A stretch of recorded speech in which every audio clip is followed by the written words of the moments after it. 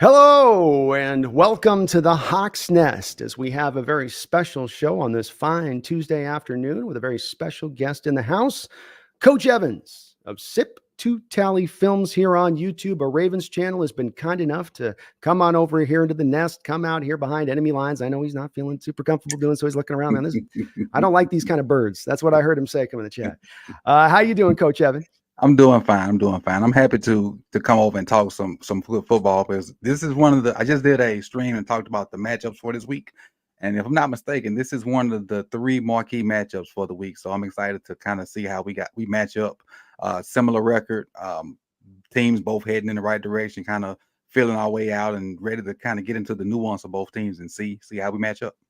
Me as well. And I tell you, there's times you do these behind enemy lines. It's maybe talking it up with a team like I'm going to be doing Washington next week. That's especially after today's trades. That's going to be some tough talks, But today it's exciting because your Raven squads has been a good one for a long period of time. I think your organization, I have a fondness for those that run their organizations smartly.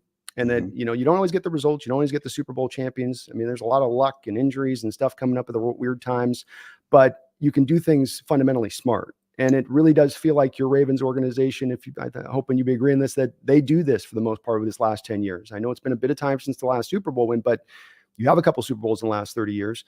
It is on the back of really a strategy that has been kind of maintained throughout that period of time, has it not? It is. They, like we talked about earlier, they do value over need. And sometimes we don't like it. And sometimes it plays out. But when you look at it from the long run, it kind of tends to work itself out. But, at times we're at odds with the powers that be because we want certain positions, but it always tends to work itself out with value. So it's a give and a take. And, in the long run, when you want sustained, I ain't gonna say excellence, but sustained success, because we rarely pick 15 and below. And we happen to get Kyle Hamilton at 14, but that's probably the highest pick we've had in a long time because we're rarely picking in that 10 and below range. So you want to keep that success and at least have a fighting chance every year. And so with that strategy, that's what you kind of get. You got to be really good in that 15 and onward, because I'd be interested if you agree on this as well. Fans love to think because there's 32 first round picks that there's 32 first round worthy players, but it doesn't quite work like that. You're more into that tier 2-ish range, aren't you? By the time that you get into the teens and the late 20s. And just as we've learned this too, it makes it hard to draft. It's easy when you have in that top. It's easier when you're in that top 10. The true blue chips, separate. I'm glad you bring up the value versus need, because we for years here were going, why are we failing in drafts? We had these magical drafts with the Sherman drafts and the Wagners and the Wilson draft. You did so well there. And now through the late 15s and the early 2000s, the drafts just fall on their face continuously. And my general manager finally started to mention this offseason what they had done differently. But it's something that I think you guys have done at the foremost of all these strategies. What you guys have done, a physical team, usually a team that's going to run the ball, be balanced all the way through. But the drafting approach of value-based at the forefront of it has been what's allowed you, if I'm not, correct me, is not only allowed them to maintain the success, but been on the back again a couple of those Super Bowls throughout the time that you did a little bit back. I'll even talk about the Kyle Hamilton pick. Kyle Hamilton, if I'm not mistaken, I wasn't in the room, but he was not supposed to be the pick at 14. Yeah, right. He just happened to be, he was the number one safety. And for him to make it to 14, they were like, we can't let him pass. We can't let him go. And initially, he didn't kind of start off, what we wanted him to be. His value, he started off, he was not a 14th pick. But now he's turned up and he's now, to me, worth that pick because of, he's grown into the NFL game. He's, got his bearings about him. He's caught up with the speed of the game. And then he's 6'3", 6'4"-ish with all that range. And now you can do so many different things with him. He's a versatile guy. And he's warranted that number one pick. But at the time, you didn't, that's like, how can you pick this guy when you don't need a safety? We had two guys back there that were that we just didn't need a safety. But the value of picking the number one safety at 14, still being there, you couldn't pass him up.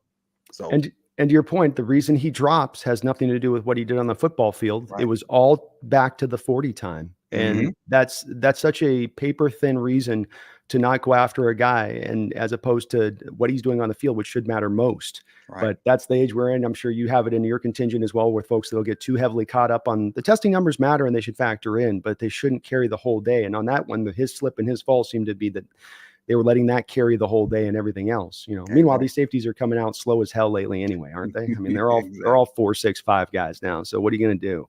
I'm glad you bring him up. He is a very interesting safety to watch on tape. Single high, bring him up into the box, have him out in man coverage on a tight end.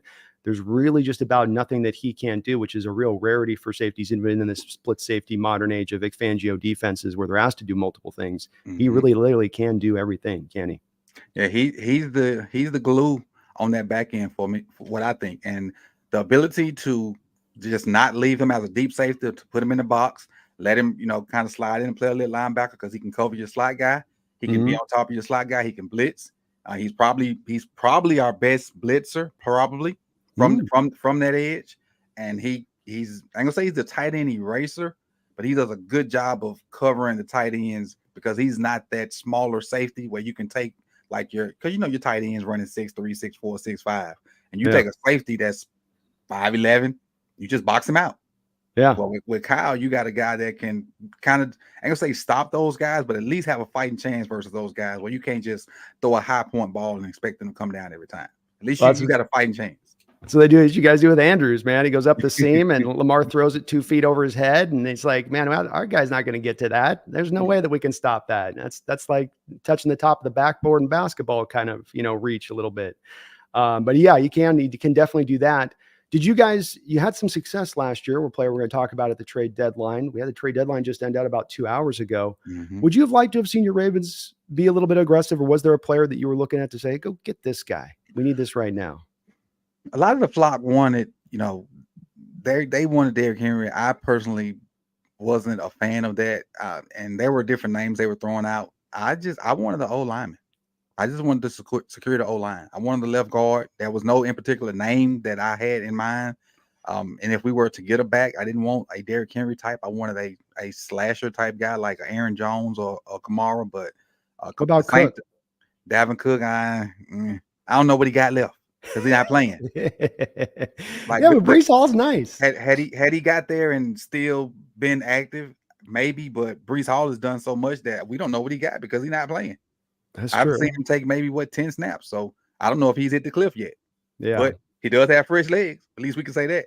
It's true. That's true. How much of a drop is it from JK to Gus and the Justice kid you got running out there too?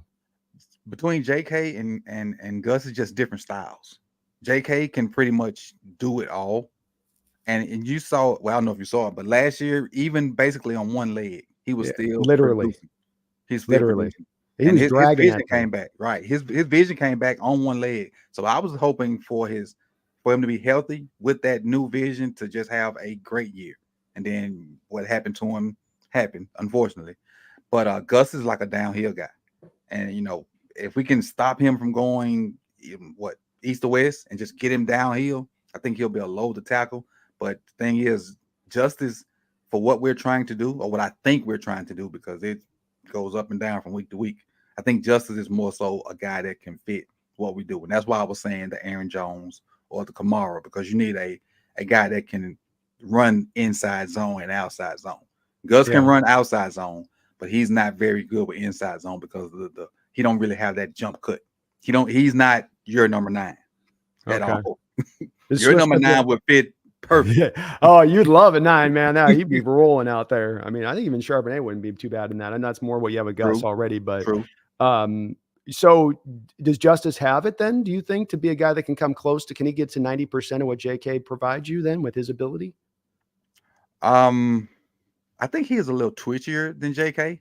Okay. But as far as ball security and just having that grit, I don't think he has that vision. I saw Ogunjobi got him from behind in the Steelers game. Perfect punch. Everybody was on him about it, but sometimes no matter how secure you have it, if they get that perfect punch on you, it's coming out. And that's what some people don't seem to understand, because it was perfect placement. But he has the ability, he has some juice. I just don't think he's not an upper echelon back like what JK could have been had he been healthy.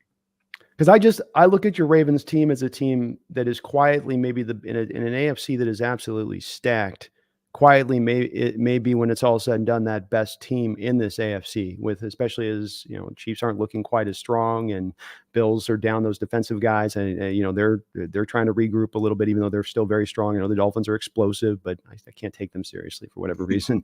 But your Ravens team, I think, do have that, and I just wonder, when I look at the running back position in the long term, being a team that wants to stay committed to the ground game, if that's not a place that, man, would have been nice to, above any else off, that just right there, if you could have gotten that made you a little bit more warm and fuzzy about the rest of the year, with keeping that ground game. But I may be underselling a little bit on Justice too. So I'm not. No, I think running back is, and with our injury history at running back, and hopefully I'm not jinxing it, I think because we got this name is going to probably make people crazy.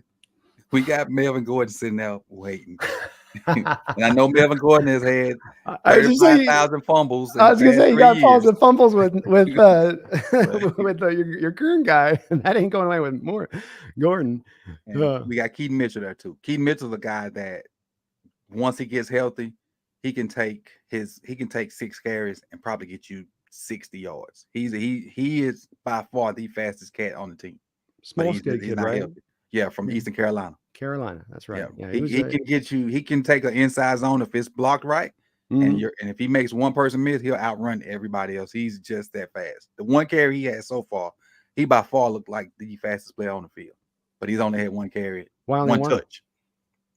He was hurt. He's been hurt. Oh, okay. And then the healthy game, he got like a little jet sweep, and then he got hurt on special teams play, like maybe 2 plays later. Is he healthy this game? No. Okay.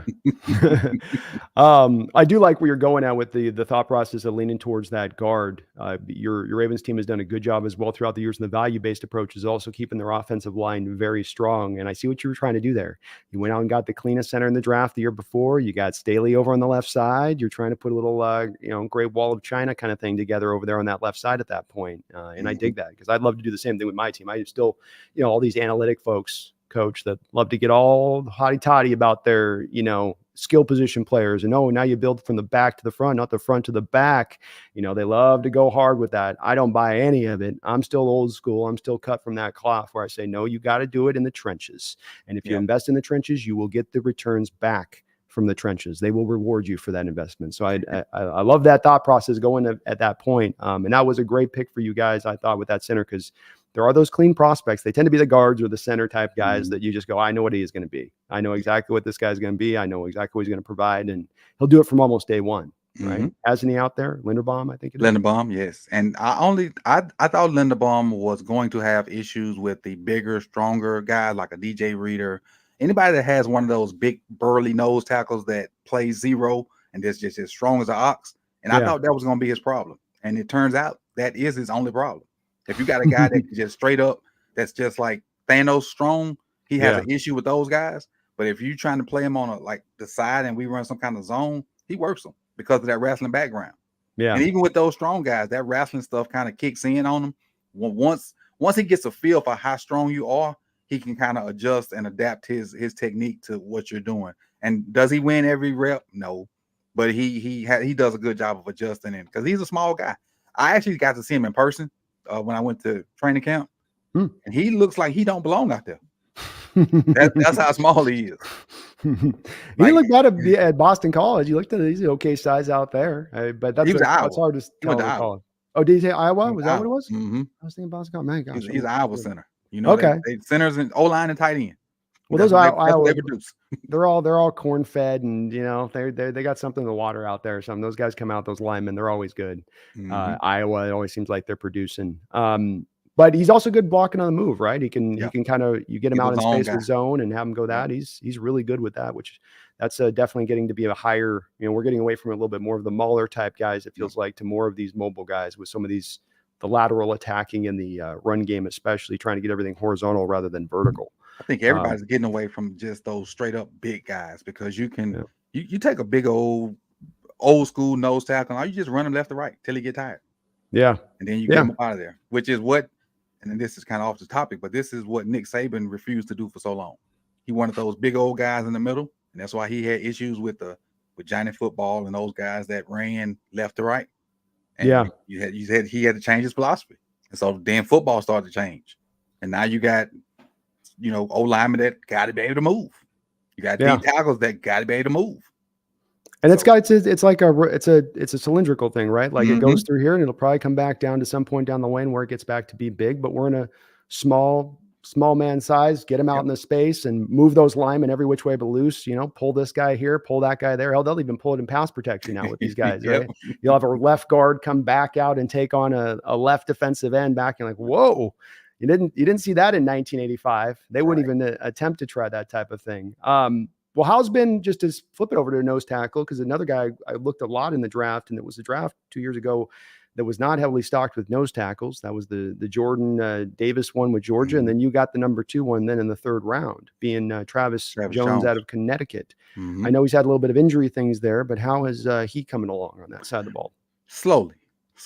He'll show up every now and again and make plays, but and I talked about it yesterday. What Travis does a good job of getting off the ball. Then he has to find the ball. What he does a good job of displacing the guy in front of him, but when he displaces it, he makes the hole wider, if that makes sense. So if he can displace his guy, but he doesn't make the tackle, and then the back or whoever's carrying the ball just basically replaces him, and then they're on the second level. So once he can displace, and he needs to learn just to displace and find the ball. Don't just run upfield. But he, as far as just straight explosion, he's fine. Now, if you have a back like a Derrick Henry or a Gus that's not like a shifty type back, he can get those guys because they're gonna run right into him. But if you got one of those smaller scat backs that can see him at the last minute and make him miss, that's where the issue comes in at. But he's progressing. He's playing a lot better, and he's heavy in the rotation because he's a big dude with good feet, and his ceiling is really, really high. I think he's going to be the next good one in Baltimore. I think that for him. I felt that way with him coming out too, and I still find myself at that spot. The thing you like about him as well with this is that he does give you a little bit more pass rush than you would normally typically get from the nose tackles, or at least what they've been historically. I don't know where we're going with them now. They may be starting to become pass rush extraordinaire types, but at least, historically speaking, those guys tend to be that way. He gave you a little bit of that, I think, Connecticut, like 5.5 sacks or something his final year. And he's got a little bit. It helps you got Michael Pierce in front of him. He can allow him to develop a little bit more slowly. Pierce has gone in there, and you guys have been able to really a guy who I thought was maybe kind of starting to wind down in his career coming out of Minnesota, and you guys have kind of gotten a little bit more from him here. He had his best game Sunday. Sack fumble, 3 TFLs. He had a great game Sunday. Didn't expect to get that out of him, and he doesn't, and they don't play beside each other. They back each other up. So I haven't seen very many snaps with them in at the same time, with the exception of maybe some goal line and short yardage type stuff. So they're doing a good job of rotating them guys out, trying to keep them fresh. And Travis is doing a good job of learning from Pierce, and seems like he's rejuvenated, with that size and that quickness. He's playing a lot better than I expected. It's shocking me too, and this is another part of the evolution of this game right now, isn't it, Coach? The rotations on the line, and not just rotations, but okay, we're going to float everybody through on kind of an equivalency with their snaps. Nobody's going to be asked to carry 60-70% of the snaps defensively now. Right. We got a mind to try to keep the 17-game season, 2 Thursday night games a year. You have to adjust some of your philosophy on this and how you use your guys. So it does take kind of a village on this one, doesn't it? On those lines. And with all the travel the Ravens just had, we've seen every defensive end and defensive lineman we have play. With all the miles we've played from London to Arizona to all the different they've logged a bunch of miles. Yeah. All those guys have gotten, like Mike Pierce even said, his body is so out of whack. He woke up at 4:00 Sunday, 4 a.m. for a 4 p.m. game. Hey, we lead the league every year in the most miles flown. And they sent our ass to Germany last year too on top of it. Like, really? And Germany now too? Goodness. Come on, But yeah, that's got to be that does got to be tough. But it is good to have that depth, and you've got even on your edges, Odawafe. How's he? I'm not going to say his name right, so y'all let you pronounce it. Odafe. He was a really nice prospect coming out. He seems to be your kind of the ascending star. Is that? We ain't gonna call him that. He hasn't showed up yet. Okay. He's getting better though. He's getting better. He came out of Penn State, and the thing with I didn't like us drafting him. I didn't like us drafting him, and I'll say that because he didn't have any sacks coming out of Penn State. He was Mhm. fast. He ran a 4.3. But that COVID year, everybody ran a 4.3 because it wasn't a real combine. Oh, he had one of Everybody those was putting freakish 4.3. pro days, didn't he? Didn't he Mm-hmm. have like one of those just like all-time pro days that just Yeah. made everybody freak? Okay. Yeah. And so he had no sacks. I think he has maybe 9 or 10 total, but he's been hurt a lot too. But this is by far his best year as far as the eye test. Statistically, it may not be showing up, but as far as his ball get off, moves, having an impact, this has been his best year. He just needs to stay on the field.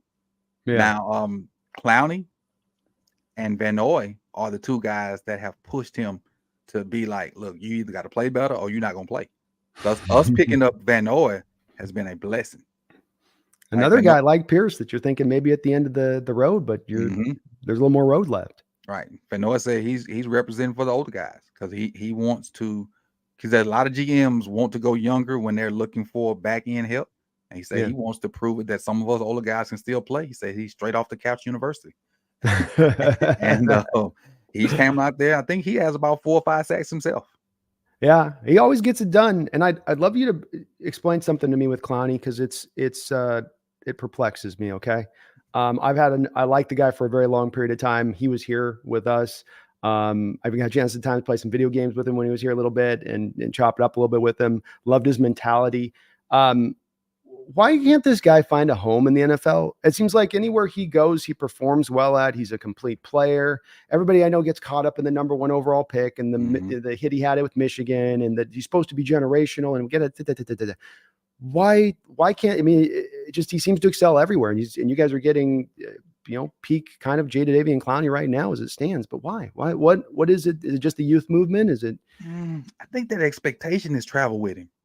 Like you said, that hit, then being the number 1 pick, I think that has just, they're waiting for him to be something that he probably was never going to be. And that's, I'm not saying that in a negative way. Yeah. They expect him to be Reggie White, and he was never destined to be Reggie White. He's best destined to be Jadeveon Clowney, which is a really good football player. Yeah. He doesn't suck. He's really good. And I think with us, his fire has been relit.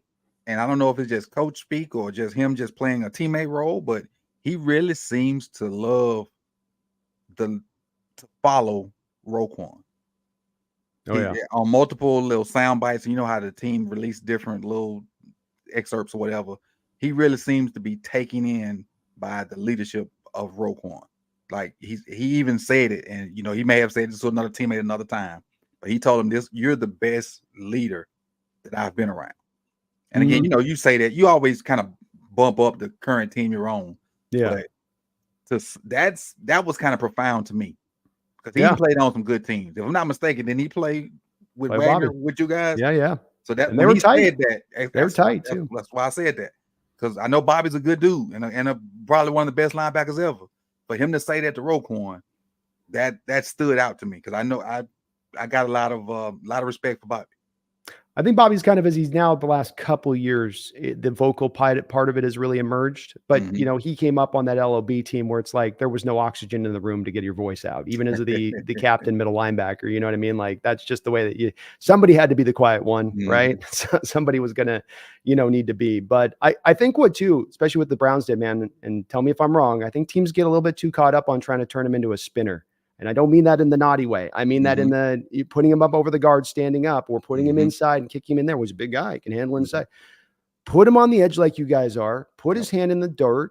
Let him cook blind side, and he's going to be productive. But these coaches, damn, it's just they keep move over here, move over here, move over here, and stick him over here. So just no, where's he at his best? Which is out over here. I know he can be relatively effective. Is that a fair? Would you say assessment with him? I agree, and I didn't think about it until you said it. But I think like the first 2 games, we did see him over the guard, but I don't think I've seen him over there since.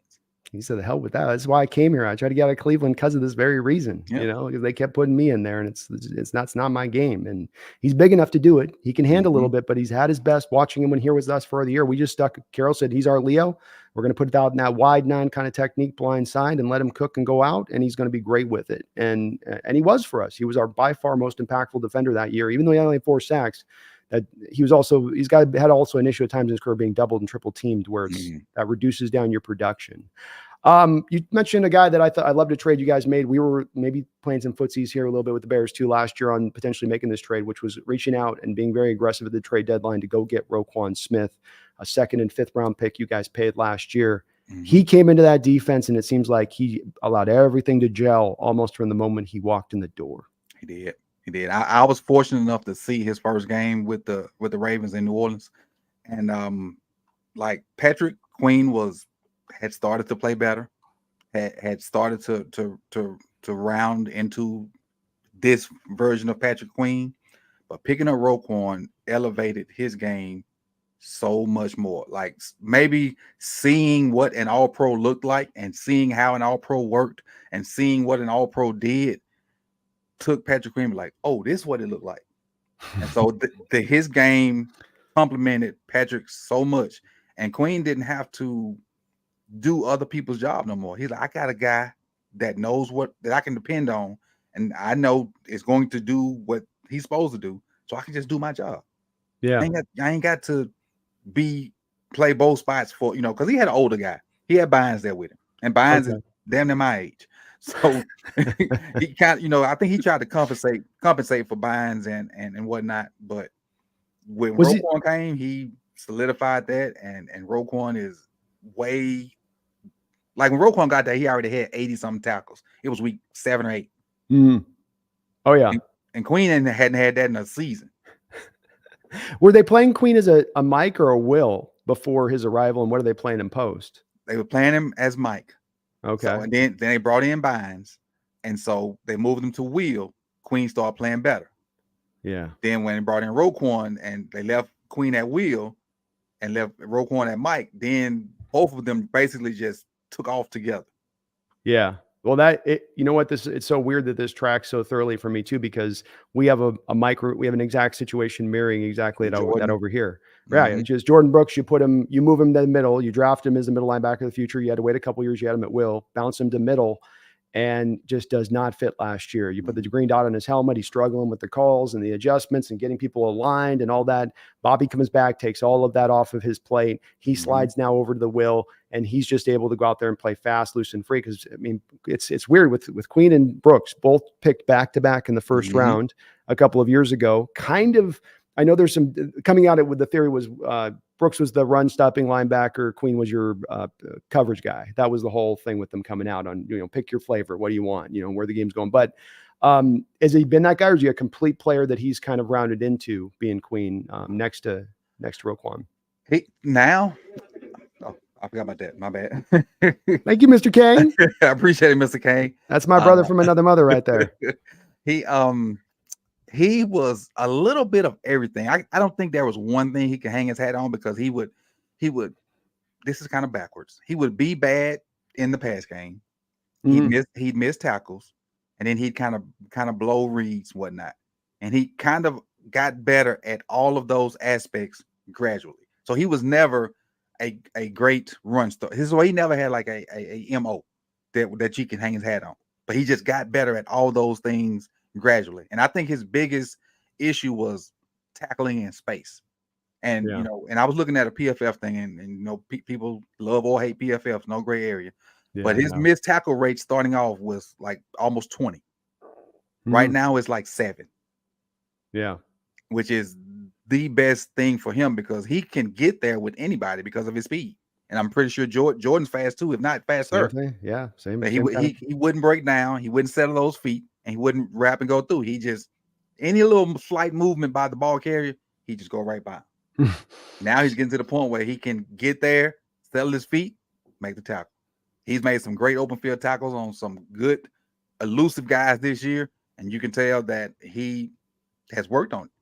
I don't know if it's tips from Roquan or just working on it in practice, or he just settled down. But his tackling thing is, which was the biggest issue to me, is, I ain't gonna say it's gone away, but it is not a glaring weakness. A lot better.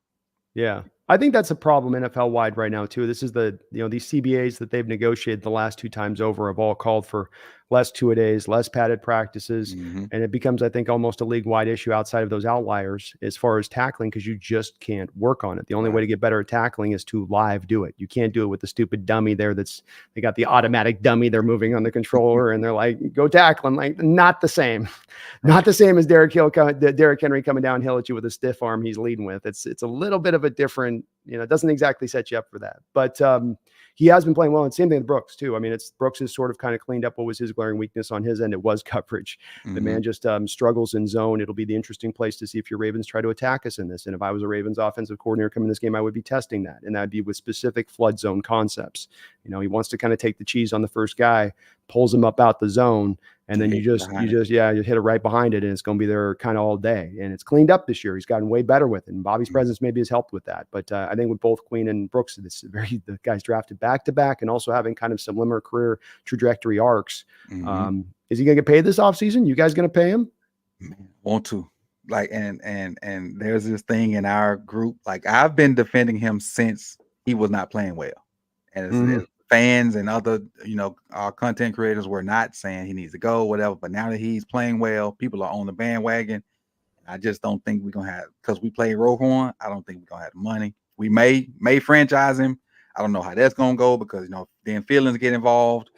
I feel like we got to find a way to keep him, because him and Queen, Roquan and Queen side by side, they can push for that number one spot as far as best linebacker duos. If not.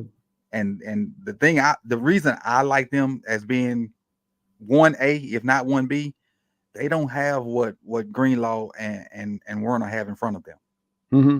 They don't have Bosa and the guy from the Eagles, and now Chase Young in front of them. Yeah, that helps. So I think they do a lot. I think they do more with less.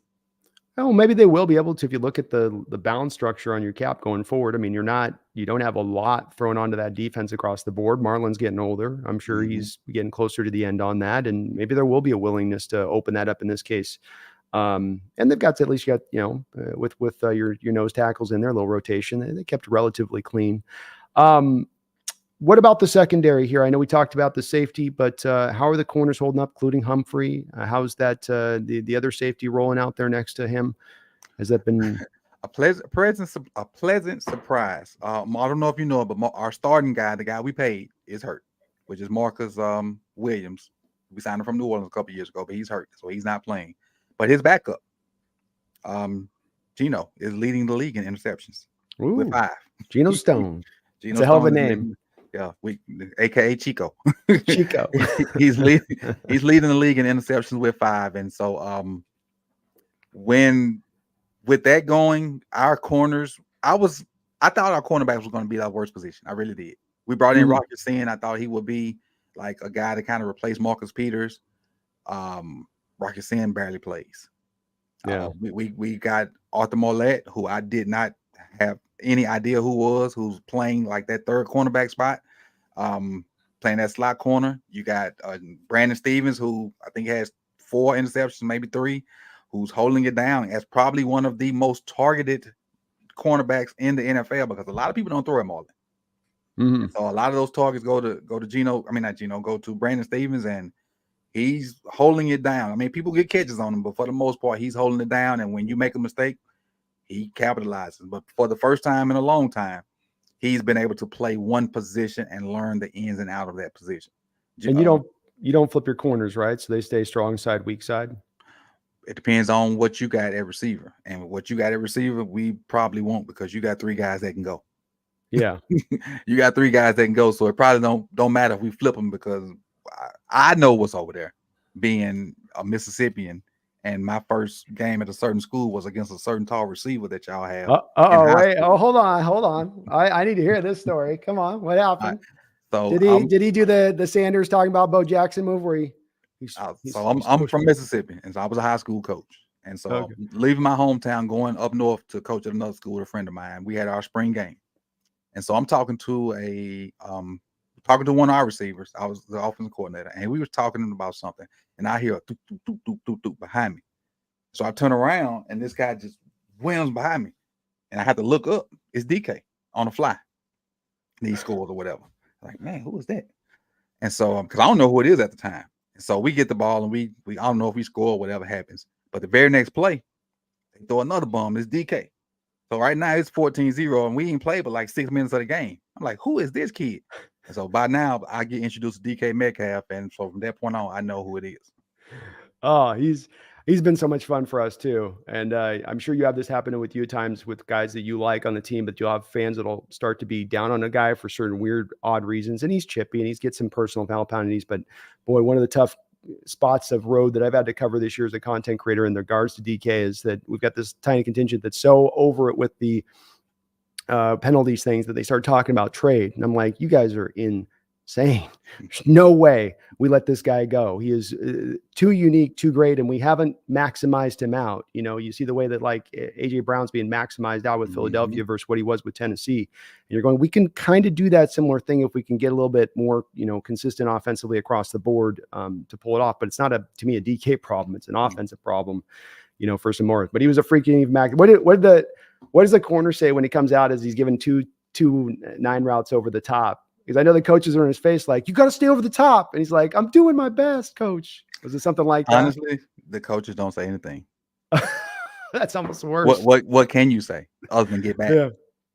All you can say is, I told you to get back. And you kind of have mean that because it don't matter. Because you running a 5'6" corner out there on DK that was like 6'3", 6'4". So you can get back if you want to. They're still going to throw it up there and he going to catch it. It's crazy. That year was crazy. I had to deal with DK, AJ Brown, and Jeffrey Simmons. Oh my God! In the same year. Jesus. All on different teams. All on different teams. Okay. Who was tougher, AJ Brown or DK to deal with? AJ.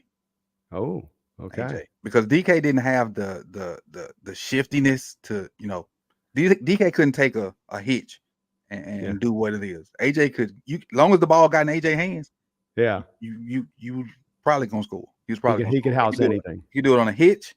He could do it on a slant. He could do it on a 9. He could do it on a jet sweep. You could snap the ball to him. It didn't matter with AJ.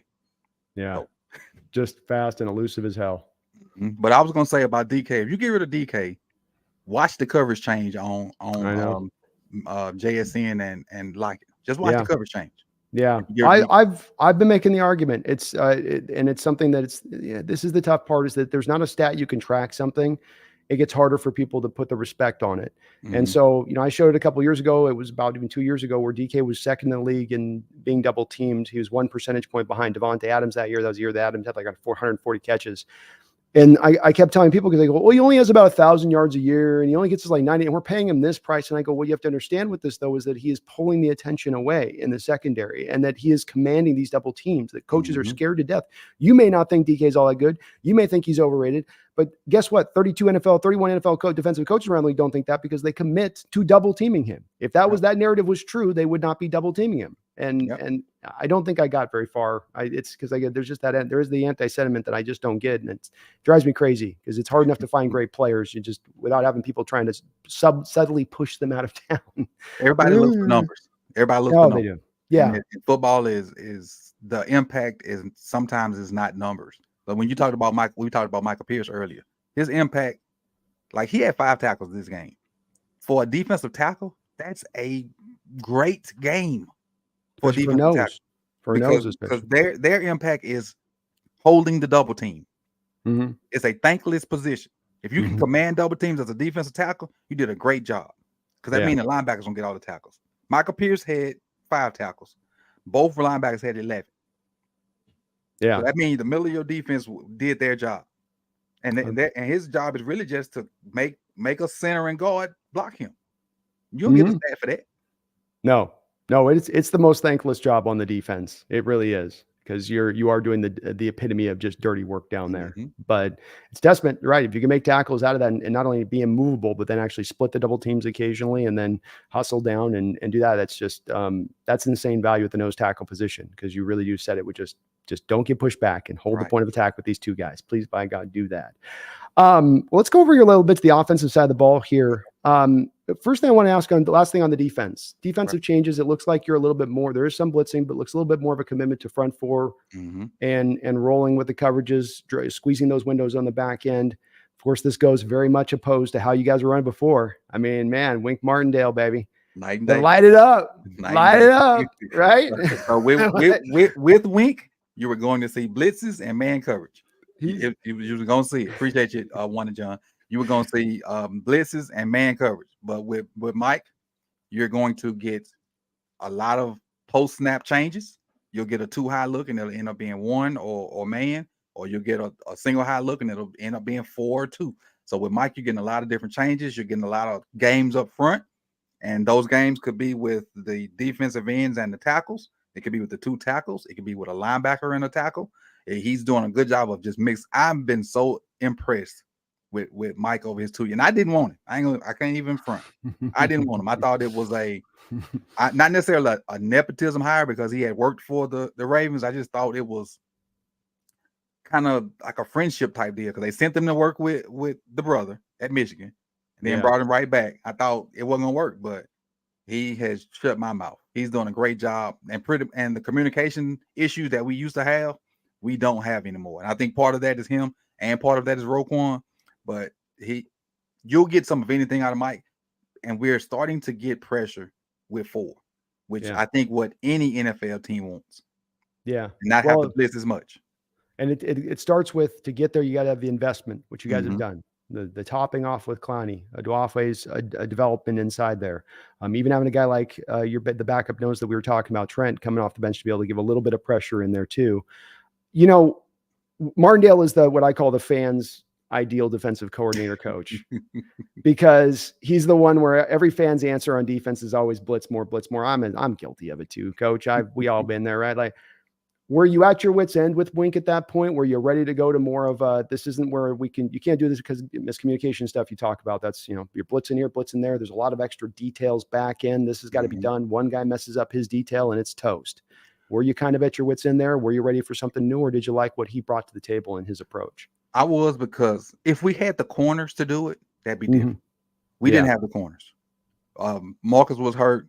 Marlowe was one guy, and they just were they were avoiding him. We just didn't have the corners to just play man all the time. Yeah. And he just, like, he didn't care. Like, he refused to adjust to the personnel. He just constantly would run his calls. And if we didn't get there, the DBs were toast. And what's your preference then between, if you have to choose, where you've got 2 clever corners in a Martindale scheme that you can operate off of, or a scheme like this where you can get some relatively good pressure up front with the front 4? Give me what we have now. Okay. Even with the good corners, give me what we have now, because that way those guys can get eyes on the quarterback through the receiver, and they have more chance to get picks and less chance to get PIs. Okay. Yeah. Because PIs becoming just as important as them catching the damn football now. Yeah. And when you're getting into a position where you're man coverage, you're oftentimes going to get grabby there when you start to get, he's got to step on me, and instantly that hand starts coming up and reaching out and pulling on those jerseys. But I do love that perspective. Understand. Sorry to interrupt you, but that was the thing I was kind of want to ask you on this too, is where's the preference at? Because we find ourselves on my defense right now, a little bit of, we're doing similar stuff to you in that I think I lean into saying, what you got to be defensively rather than blitz heavy or not blitz heavy, or just getting the front 4 and everybody dropping his own. What you got to be is multiple and varied. And you can't show these quarterbacks the same look. You've got to just kind of be spinning through a little bit, rather than here's our identity. We were cover 3 for 10 years. It's cover 3 or nothing. Cover 3 or broke, right? That cover 3 with the LOB was, ooh. It was nice. Somebody was saying recently, I don't know if you buy this, that the cover 3 defense set defenses back 10 years because everybody started to try to replicate the defense, and nobody had the athletes or talent to make the simplistic nature of it work. But you can't play country cover 3. Huh? You can't play country cover 3. You got to have nuances in it. You do, but that was the problem, is all these people took it up, and they just tried to go, cover 3. That's what they're running 80% of the time. Let's just do that. And that was sort of the application of it. It seemed like, and it seemed like in its simplicity, you had offenses going to complexity at the same very time. And so it's like, it almost kind of feels like a little bit this year, we're seeing scoring down and red zone offenses being inefficient. Coach, you buying? Are the defenses maybe catching up a little bit back now to the offense? Are they starting to get a little bit, maybe more of that evolutionary process of growth that we saw from offenses, pre-snap, post-snap motion, that type of stuff? I think the defenses are catching up, but I think more athletes are starting to play defense now. Yeah. Like you're starting to see, like the guy I mentioned, we talked about before we came on, Woolen with 6'3", that fast. You're starting to see like let's take Aaron Donald. Where is he fat at? Nowhere. No. You look at a Michael Parsons. Michael Parsons could probably play running back or receiver. Yeah. You take right. Those guys are starting to play defense now, and so they're just. But our old linemen are still looking the same. Mm-hmm. Sure. So, look at Myles Garrett. Myles Garrett out there doing the crossover moves like he playing basketball, then going beating the center. Yeah. That's so scary. It freaks me out when I see that. They just getting better and better on that defensive side, and you taking those younger guys that are doing more nuance and intricate and new stuff like Mike, and I'm sure there are other guys out there, D'Amico Ryans and other guys, and they just, offense got to evolve, but the defense, you got to give them their credit. They're starting to evolve, and they're getting guys to actually want to play defense now. And to keep it 100, defense is a lot harder to play in the NFL right now because we all want to see scoring, and they have catered the rules to offense. Oh yeah, in every way, shape, and form. Yeah.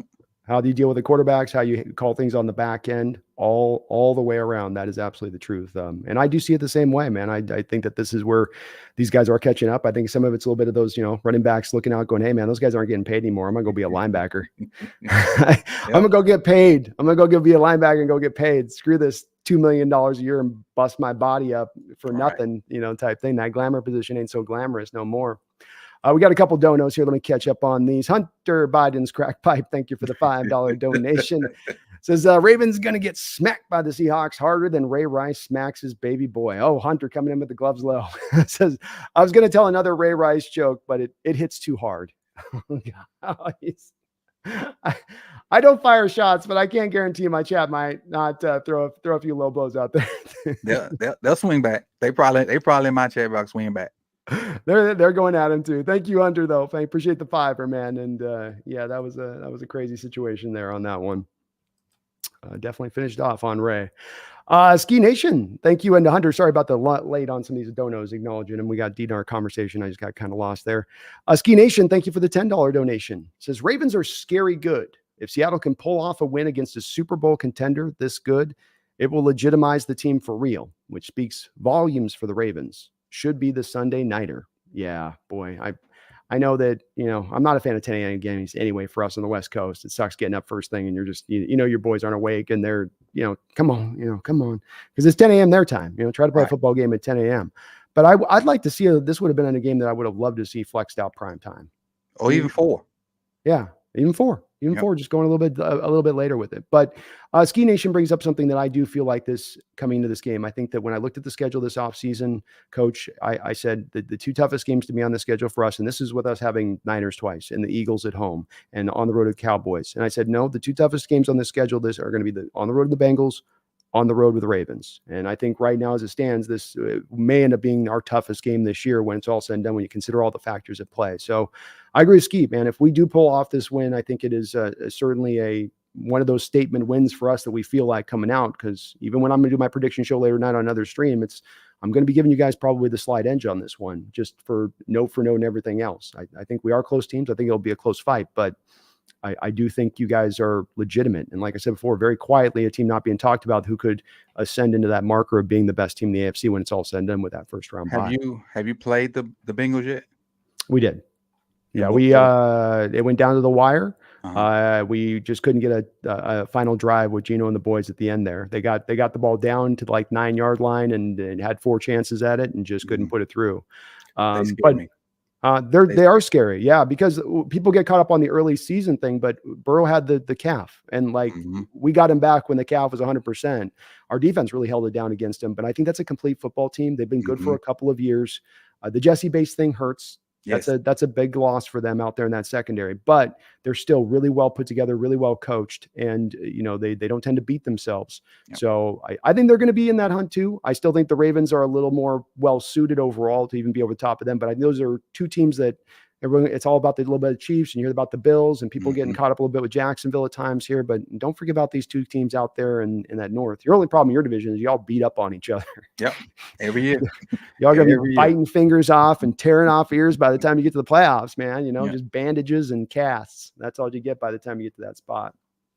But Bengals are tough, no doubt about it, man. They were every bit as good as I thought they were going to be going into that game. They're the real deal. Didn't you guys catch them early with? Yeah, we beat Burrow him and game 2. Yeah, Game yeah. 2. Yeah. Beat He him. played, but we I don't think they scored over 10 points. I don't remember the exact score, but I think we held them under 10, but we beat them. He needs his mobility in the pocket. Not that you guys didn't beat him fair and square with it. It's just that, but he needs his mobility in the pocket to be at his best. But if last year, we should have beat them in the playoffs with half a team. Yeah. So Mike has done a good job scheming those guys up. We had Snoop at quarterback. A lot of guys were out, and they barely. If it wasn't for Snoop trying to dive over the top and fumbling the ball, they had a 99-yard fumble return. Or did he hit to Walter Payton? Well, he tried. It was a goal line. He tried to reach over the pylon. They knocked it out and ran it back for a touchdown. So that's how they won. Yeah. If it wasn't for that, we had him on the ropes. Did last year was between me, you, and the wall? We won't. You don't have to tell your chat on this. Could Lamar played? Was that because the contract hadn't been done? I don't know. Because the same injury that he had, the guy for the center for the Memphis Grizzlies still hadn't played. Okay. The same injury, same exact injury. Yeah. You can see from that far out. Hurting him because he's taller and he probably hurts him a little bit more. And basketball is more of a bouncy thing, but the same injury, he hadn't played yet. And it could be contract and he want to risk it. I don't know. Some people say he should have played. I don't know. I wouldn't have played. Yeah. I wouldn't have either. You got to play. He had earned the contract at that point. I mean, I thought the Ravens got a little cute at times and now it was hard. His own agent, mom agent. I know that I can't come in this knowing I know all the particulars going, but in general terms, the man was an MVP. You reward quarterbacks at this age if they get that spot. I could understand him being, but I did wonder. There was a little bit of a thing of going, is he maybe going, oh, you're not giving me the contract? Huh? Is that what you're not going to do? You're not going to pay me? Huh? Okay. It shouldn't have been that hard. No, it shouldn't have. It shouldn't have been that. He had won MVP unanimously, which I don't think but one other guy's done that. Mm-hmm. It shouldn't have been that hard. It should have been, how much you want? Okay, huh? Yeah. Especially when we're watching other teams throwing out contracts to these guys very early and prematurely, like your Goffs, like your Wentz. I mean, go down the list and down the line. I mean, Kyler Murray's and Jalen. Pay the man. Don't get cute. You should have got it early. A smart person would have got it early. Yeah, agreed. That's what they do is that they go, let's squeeze that. This is that whole fifth year thing with the first round picks that I just don't buy into, where I go, don't think about it like that. If the guy performs out, the only way you're getting to that fifth year is if he's not been doing well. Mm-hmm. That's the only way you're really getting there. And if he performs in the first 3 years, you're paying him. That's the way that works. They're going to want to be rewarded. They're not going to be like, oh, I'll wait 2 years. But you get these organizations, Cowboys did this with Dak, where I didn't think they should pay Dak. I thought Dak, that was a real supporting cast thing. And we're going to get to this as a question soon about supporting cast for a superstar quarterback. But, they stretched that thing out on Dak too, and then end up having to pay the piper. And now they're, moaning and complaining about the fact that, oh my God, the cost on Dak's college, we can't build the team back up around. It's like, well, you waited and stretched it as far as you could. You grabbed that extra year out a bit. Niners had this happen with Bosa. How do you end up with $35 million a year for Bosa? Because you pushed one year too many on that before you decided to get the deal done. Yep. But Ski Nation, thank you for that donation, brother. And I think it's going to be a great game. I think it's going to be a great game. I really do look forward to it. But I do think you guys might have a little bit of an edge on us. Megan, who I want to thank you, Megan, for hooking me up here with Coach. It was her suggestion that put me onto you on your channel and whatnot. So thank you, Megan, my main mod here in the chat, and as well for the $5 donation. She says, welcome to the nest, Coach. 2 of my favorite creators in one place at one time. Love it.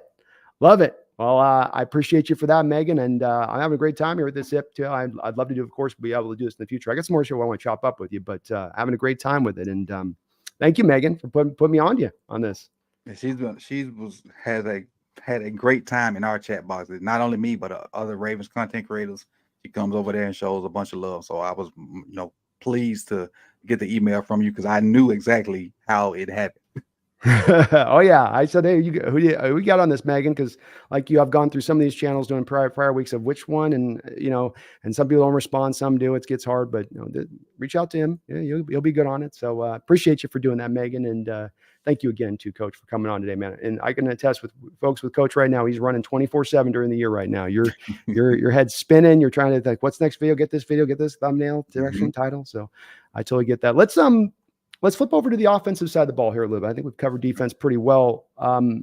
The offensive line's in pretty good shape. Seems like you're doing a good job of getting some of these elder statesman players who a lot of people would think don't have anything, maybe a little bit left in the tank, but then you're not only getting something left in the tank, but getting them to play well. We talked about Pierce on the other side of the ball and a couple of the other guys, but then you're also getting it out there from Morgan Moses. Morgan Moses, yes. Morgan Moses, I thought he was done with the Jets. He's come over, and what we're asking him to do, he's pretty good at. We're not asking him to be this sheer mauler. He's a good puller. He's okay in pass pro. He does have his brain farts, but he's okay. They have a good chemistry going on. I think we have one weak link, but we're doing stuff to kind of cover him up. Yeah, because he's right beside Ronnie. Yeah. So, and we'll see. Maybe he'll get better. Maybe he won't. I don't know. But I just got a personal vendetta again. Maybe he ain't the weak link. And I just don't like him. PFF backs you up on that. Simpson, is that? Yep, that's exactly what I'm talking about. Yeah. They back you up on that. He's the lowest rated lineman on there, so it tracks. And like you said with PFF, I'm not a PFF ultimate guy, but like you say, there's that place where there's no in between ground here, where it's like, well, what I think you got to do is that you take as much data in as you can in making your assessments. And so that is the eye test, that is the all 22, that is the PFF scores, because we're not sitting there grading every individual play of a player, and there's some leeway there, but it's still a point of value. It's still a metric that you shouldn't just toss away just because it. And the NFL teams across the league aren't. They all got analytic guys and PFF guys in their deals. So, but yeah, Simpson is the place that hopefully we can go out there and attack with our newly arrived Leonard Williams. He can just go after that, and maybe he can attack that center you said had a hard time with his. What do you think about that trade for us? As a man with no doubt. Well, when I saw it, I have a little group chat that I'm in with a bunch of Ravens fans, and we're kind of exclusive. When I saw it, I sent them an explicit. I was like, why can't the trade deadline be next week? Because I know exactly where he's going to go. He's going to play 3 technique on the offensive left, the defensive right. I know exactly where he's going to go Sunday. So Carroll said 3 technique in his presser when they were talking about it. Yeah, he's got that 3 technique. He's going right in front of Simpson and Linderbaum like ASAP. Oh yeah. So I guess I don't have to ask you. You do like Williams then as a player? Oh yeah, I like him. Him and Sexy Dexter next to each other. They were doing work for New York. So I'm sure he'll come in and fit what you guys are doing with because the back end has to work well with the front end. I'm a firm believer of that. Even when Warren Sapp introduced me to that concept, whenever he used to work for the NFL Network, I've been a firm believer of it. Because I was one of those guys that was skill guy heavy. But I'm like you, it starts with the front end on both sides, the interior D line and the offensive line, and then you work your way out. And that's where you got that, you good. I agree with it. I think that I can understand there being a rise with some of the skill position players and secondary guys as they become more important. But it's like everything. Everything gets a little bit over pushed a little bit too far and too extreme, and you get lost for some of the fundamental things you still need down there that can have that kind of impact. So I'm the same way, and we'll see how that battle is going to go this week. Do you think they overpaid too much? I like to ask this question to you because you're a person that doesn't have that dog. You don't have bias on this. So is it a move that a contender should make to go for from your standpoint, or is that, man, we value picks out here in Baltimore? I think at that point, I think it's a move you make because especially with the situation you're in, there's a chance now, especially with a certain team and quarterback heck and losing 3 in a row, you got the doors open. Yeah. And you make your run right now. You make your run, you gamble, you got to gamble sometimes. Yeah. And sometimes when you gamble, sometimes you hit. And this is the opportunity to do that. You're if I'm not mistaken, you guys are leading the division right now, right? We are indeed. That's right. Shoot your shot. That's why I thought it was okay to do too, because I thought you gotta read the room. You guys in the AFC are in a murderer's row territory. In your division alone, you got 3.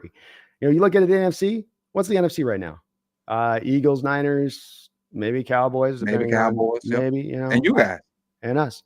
Yep. I mean, that's as wide open as it gets. Why not? If you're in that mix, just in that mix alone, why not go out there and make that move? Did you like the Niners with the Chase Young trade? Yeah, I like them, but I put a tweet out earlier that they probably should have traded for a quarterback. That's the thing that their fan base is even saying is, okay, it's good, but this secondary, quarterback, offensive line, these were really the current patent issues that are on the books. I think they straight defensively. Yeah. Oh, they're tough. I mean, Young's going to help them. That is no doubt. I mean, and they got Gregory now as a rotational guy in there. I mean, we got a hell of a like 6-7 game schedule coming up here, but it's aggressive. They saw our move and they said, okay, we're going to one up you on this one a little bit. And they came in with Chase. It'll be a hell of a fight. But yeah, I still wonder if they might have that dominant pass rush, but still secondary issues, still an offensive line, especially a wounded Trent, 36-year-old wounded Trent. Maybe not their full strength. How are these receivers doing? I saw Odell out there doing Odell tantrum things last week on the sideline, throwing his helmet, angry. Not for what he used to do them for.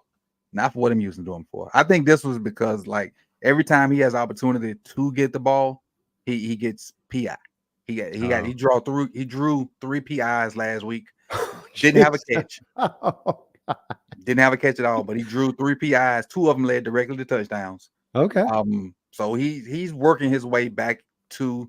He'll never be the old Odell. Never be that guy. So he's just trying to get in the mix, because he has to have the ball at some point, and for it to play that many snaps and to have 0 catches, and then every opportunity you get, it's a PI. With the exception of one, he had one that was a back shoulder that was. It would have been a great catch if he caught it, but with as good as Odell hands are, you kind of expect him to catch everything. So in our eyes, he probably should have caught it. That was frustration because he just can't get in a groove. And every now and then he'll make a catch and break out or whatever. But that's a frustration just trying to get back to what he was. Keep in mind he missed a year and a half of football. Oh yeah. And he's just trying to get back to us. So I don't think it was the frustration like what Devontae Adams is going through. Yeah, but it still was frustrating, and I don't think he has any issue with anybody on the team or like I need Durham Ball or Keyshawn Johnson throw me the damn. But it's just trying to get back in a groove, trying to figure out how I can still be effective because I'm not athletically what I used to be. I need to get into my bag mentally and see how to get open more and be effective. And maybe they need to use him a little different. Maybe we don't need to have him outside all the time. Maybe we need to work him in the slot some. Maybe we need to put him in motion, run him on crossers. Maybe, just find creative ways to get him the ball. And he don't have to have 9, 10, 11 catches or even targets. 4 or 5. Because we got younger guys that we got enough targets. We just spread the ball around. But do you think he's going to come in and have, by what you're saying, I'm sort of reading is that you feel like at some point this year, he's going to come out there and give you, I mean, even driving 3 PIs alone, leading to 2 touchdowns, he's having an impact. So you feel that impact is coming this year with him at some point, even if it hasn't quite synced up to this point. Yeah, I told the guys yesterday, week after the bye week 13, that's when I expect to see the guy that I like. Yeah, and I was a huge Odell fan before he signed with Baltimore.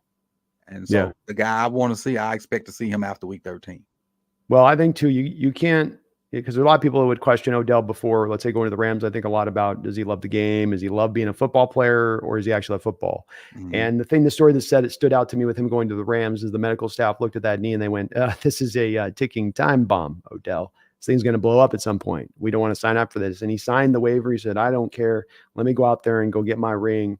And he helped that team go get that ring. I mean, he went down the Super Bowl, but I mean, he went out there and balled out for them. He didn't go out there and play tentative or scared or whatnot. He went out there and really helped that team, put him over the top a little bit in his addition, because their receiving core was kind of hurt. So there's some hope there, I think, on him as a player in that. But no doubt about it, that knee was twice over ACL'd.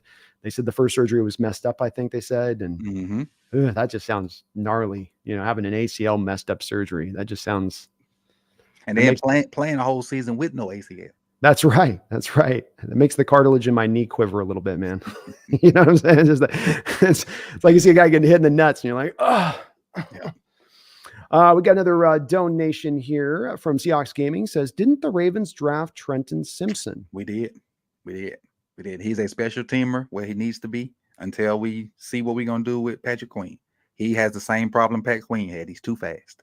He's too fast. Well, and he's an interesting case study. Here's another thing too. We talked about value. This is the bitch about doing the value-based approach on things, isn't it, Coach? That that's going to lead you sometimes to taking a position you got too stacked up in front. Yep. And that's just what I say with this, and I think you're probably the same way.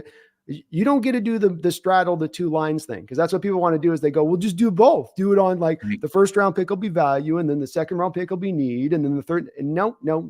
It's a philosophy-based deal. You either go left or you go right. Yep. You got to pick a lane. That's the way this works. And if you straddle the fence, you'll be picking 1, 2, or 3 all the time. That's right. That's right. Football requires you to go, this is where we want to functionally go to. This is what we're tangibly choosing to do, not like kind of happenstance to, but you want to go get this done.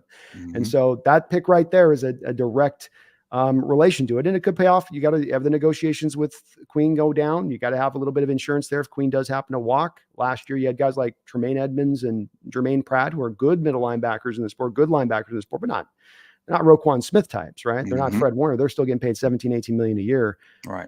That or Trent Simpson, maybe a bit of, we use those assets to other places, having Trent then ascend next year. But he got played weird at Clemson. They did one thing one year with him. Then the next year, they finally moved him middle linebacker. Then he was kind of trying to figure out, didn't have a natural feel for it, but he wasn't just purely at Clemson as a Mike. His worst position at Clemson was in the box. Yes. When I did film on him, I thought he was a better edge and a better, like a alley player. And then when they stuck him in the box, he just didn't look natural there.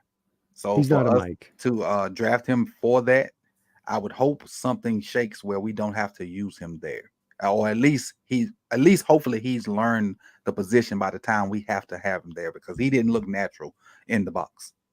He's definitely a will to me. There's no Mike to his, and that's not a slant on him because he's still a very athletic, like you say, fast as hell player. There's a lot he brings to the table, but not a Mike. I mean, that final year of college tape was pretty. I mean, this is why he dripped from being a first round prospect going into that year to dipping down into being a second round guy, is because he fit into that role and went, whoa. But losing Venerables hurt him too. Losing who? Oh yeah, the DC for he went to Oklahoma. Yeah. Yep. That's for sure, because he was putting him in the position to get the most out of him rather than fitting him into, no pun intended, the box. Right? He's a player that you got to creatively utilize, not just sort of form fit him a bit. And he's a guy that could play a little bit like kind of old school. Do you remember Julian Peterson back in the day? I mean, he's kind of not got the size of him, but maybe you can move a little bit of early down linebacker, and eventually he can. Is there that upside to him? You've had a chance to see him. Can he do some rushing the passer at his size off the edge? He did it at Clemson. I haven't seen much of it done with Baltimore, because he doesn't play a lot. He played a lot in the preseason. Well, he didn't play a lot in the preseason, because we had some UDFAs that played a lot more than him in the preseason. He kind of got the garbage time in preseason. So he's strictly a special teams guy, and if he has to play next year, he's gonna have to come a long way. Okay, he's gonna have to develop a lot over the course of a year. We did draft him. At least it is that nice. You got Roquan there, so there's not going to be that pull to have to slide him into something that just is not a natural fit for. Because I think he can be pretty. If he can get the stuff locked down, he can be a pretty good. With Roquan, if it looks like he has to play, I'm confident that Roquan will have him, not where he needs to be, but having him going in the right direction as far as teaching him what he needs to know and having him playing on the best of his ability. That's a great point. That's a great point. Certainly, it's helped Mr. Queen next to him, hasn't it? To that point. Thank you, Seahawks Gaming, for that. Don't know. Primo, thank you for the $5 donation. Says, "What's up, Brando? How you doing, Primo? Was at the game Saturday next to Mr. and Mrs. Seahawk. Great seats, great game, and throwbacks looked amazing. You liking our throwbacks last week? You digging those jerseys? I think you guys have the best jerseys, but not throwbacks. No, you're not feeling the throwbacks. Okay, no, they're not bad. My favorite jersey is that lime, that loud green. The full on green? Yes. The neon green all the way down? The neon all the way down? I love it. Tips of the toes to the top of the hat? Okay. I love it. I love it. That is my favorite. I think you guys have the best jerseys in the league, and I think that is my favorite jersey. Oh, that man. Green on green. There's some split. There's some folks out there that start getting migraines when they see that green come on the screen. It's just too bright, man. I don't have to watch it all the time, though. Like maybe that's why I like it. Yeah, that's true. It just gets kind of sprinkled in. You get it once or twice, so you don't have it too much. But man, yeah, it can be sometimes real bright where you're like, Jesus, like, are they reflective? Keys to the game, asks Primo versus the Ravens. I'll give my quick little thoughts, and I'd love to hear your thoughts on keys against our team. I think that obviously we've got to, and we're going to talk about this a little bit with Lamar in a second. We've got to keep Lamar from kind of destroying us like he destroyed us a couple of years ago at home, where, he really controlled that game offensively against us, I thought. And defense played well too. It wasn't just he was superhero man at that game, but that was really him at the height of his powers, and us just running around and us slipping and falling all over the place. And it was a wet day. We've got to keep him controlled in this game. The rushing attack is something that you guys do stay committed to, but we've been good in every single game in stopping the run. It's something we had to deal with, but it's to me more of containing Lamar in here and not letting him go off and explode. And then defensively speaking, or, going up against your guys' defense, and offensively speaking, we've got to be, and watching it, it doesn't look like there's always a lot of opportunities deep with you guys dropping into coverage. It seems like we're going to have to be patient. We're going to have to move the chains. We're going to have to run the ball and be, if we get into, we've been in some troubleville here lately in that approach that happens with those defenses where they turn you one-dimensional, stop the run, turn you into a passing team. And now the front four starts to pin its ears back, and it just gets problematic more and more as the game goes along. It gets worse and worse and worse. And we've got to find the balance. Our ground game is just not, we've had the big plays. Walker will bust off a 45-yarder, but then there's just no holes. And the big part of that's been, we've been down 2, 3, 4, 5/5 of our offensive line in varying games throughout every single game this season. And so running the ball, maintaining balance, controlling the time of possession is going to be huge in this. I think that's not always one I'd lean to, but I feel like time of possession, this one is going to factor really big on who's kind of able to control things. How about you? That's what I was going to say. My thing is going to be time of possession and not turning the ball over. Offense. Yes. Winning third downs. Winning on third downs, which connects right back to that time of possession, right? Mm-hmm. And I wouldn't, you're probably the same way. I wouldn't always say that as a key on all games, but on this one, especially on the road against the Lamar team and group, that they can do that. We're the same way. Our offenses are the same way. It's not built on us. We can't hit you deep. We can beat you, but it's more of like, we will kind of just move the chains and control the clock on you. So who does it better of the two that have that as their general philosophy offensively is probably who ends up winning out in this football game. I think this is going to be one of those games where, and this is not always the case, but whoever has the most first downs is probably going to win. I think that's an accurate way of putting it too. I think these all kind of connect together, be it controlling the clock, time of possession, most first down, third down conversion rates, as opposed to sometimes I think you'd say, we got to run the ball well today, or we got to go get turnovers, or we got to get some big plays. And I wouldn't say that today. This will be about who can be the patient team and stay in the pocket in their approach. Something I want to talk about with Lamar is that there was another change which you guys did. You guys kind of made two changes defensively and offensively, if I'm not mistaken. And if I'm talking out of school, please do correct me on this one because I don't want to say it wrong. We had a Wink Martindale blitz heavy scheme, send everybody cover zero blitzes, casino blitzes all day long.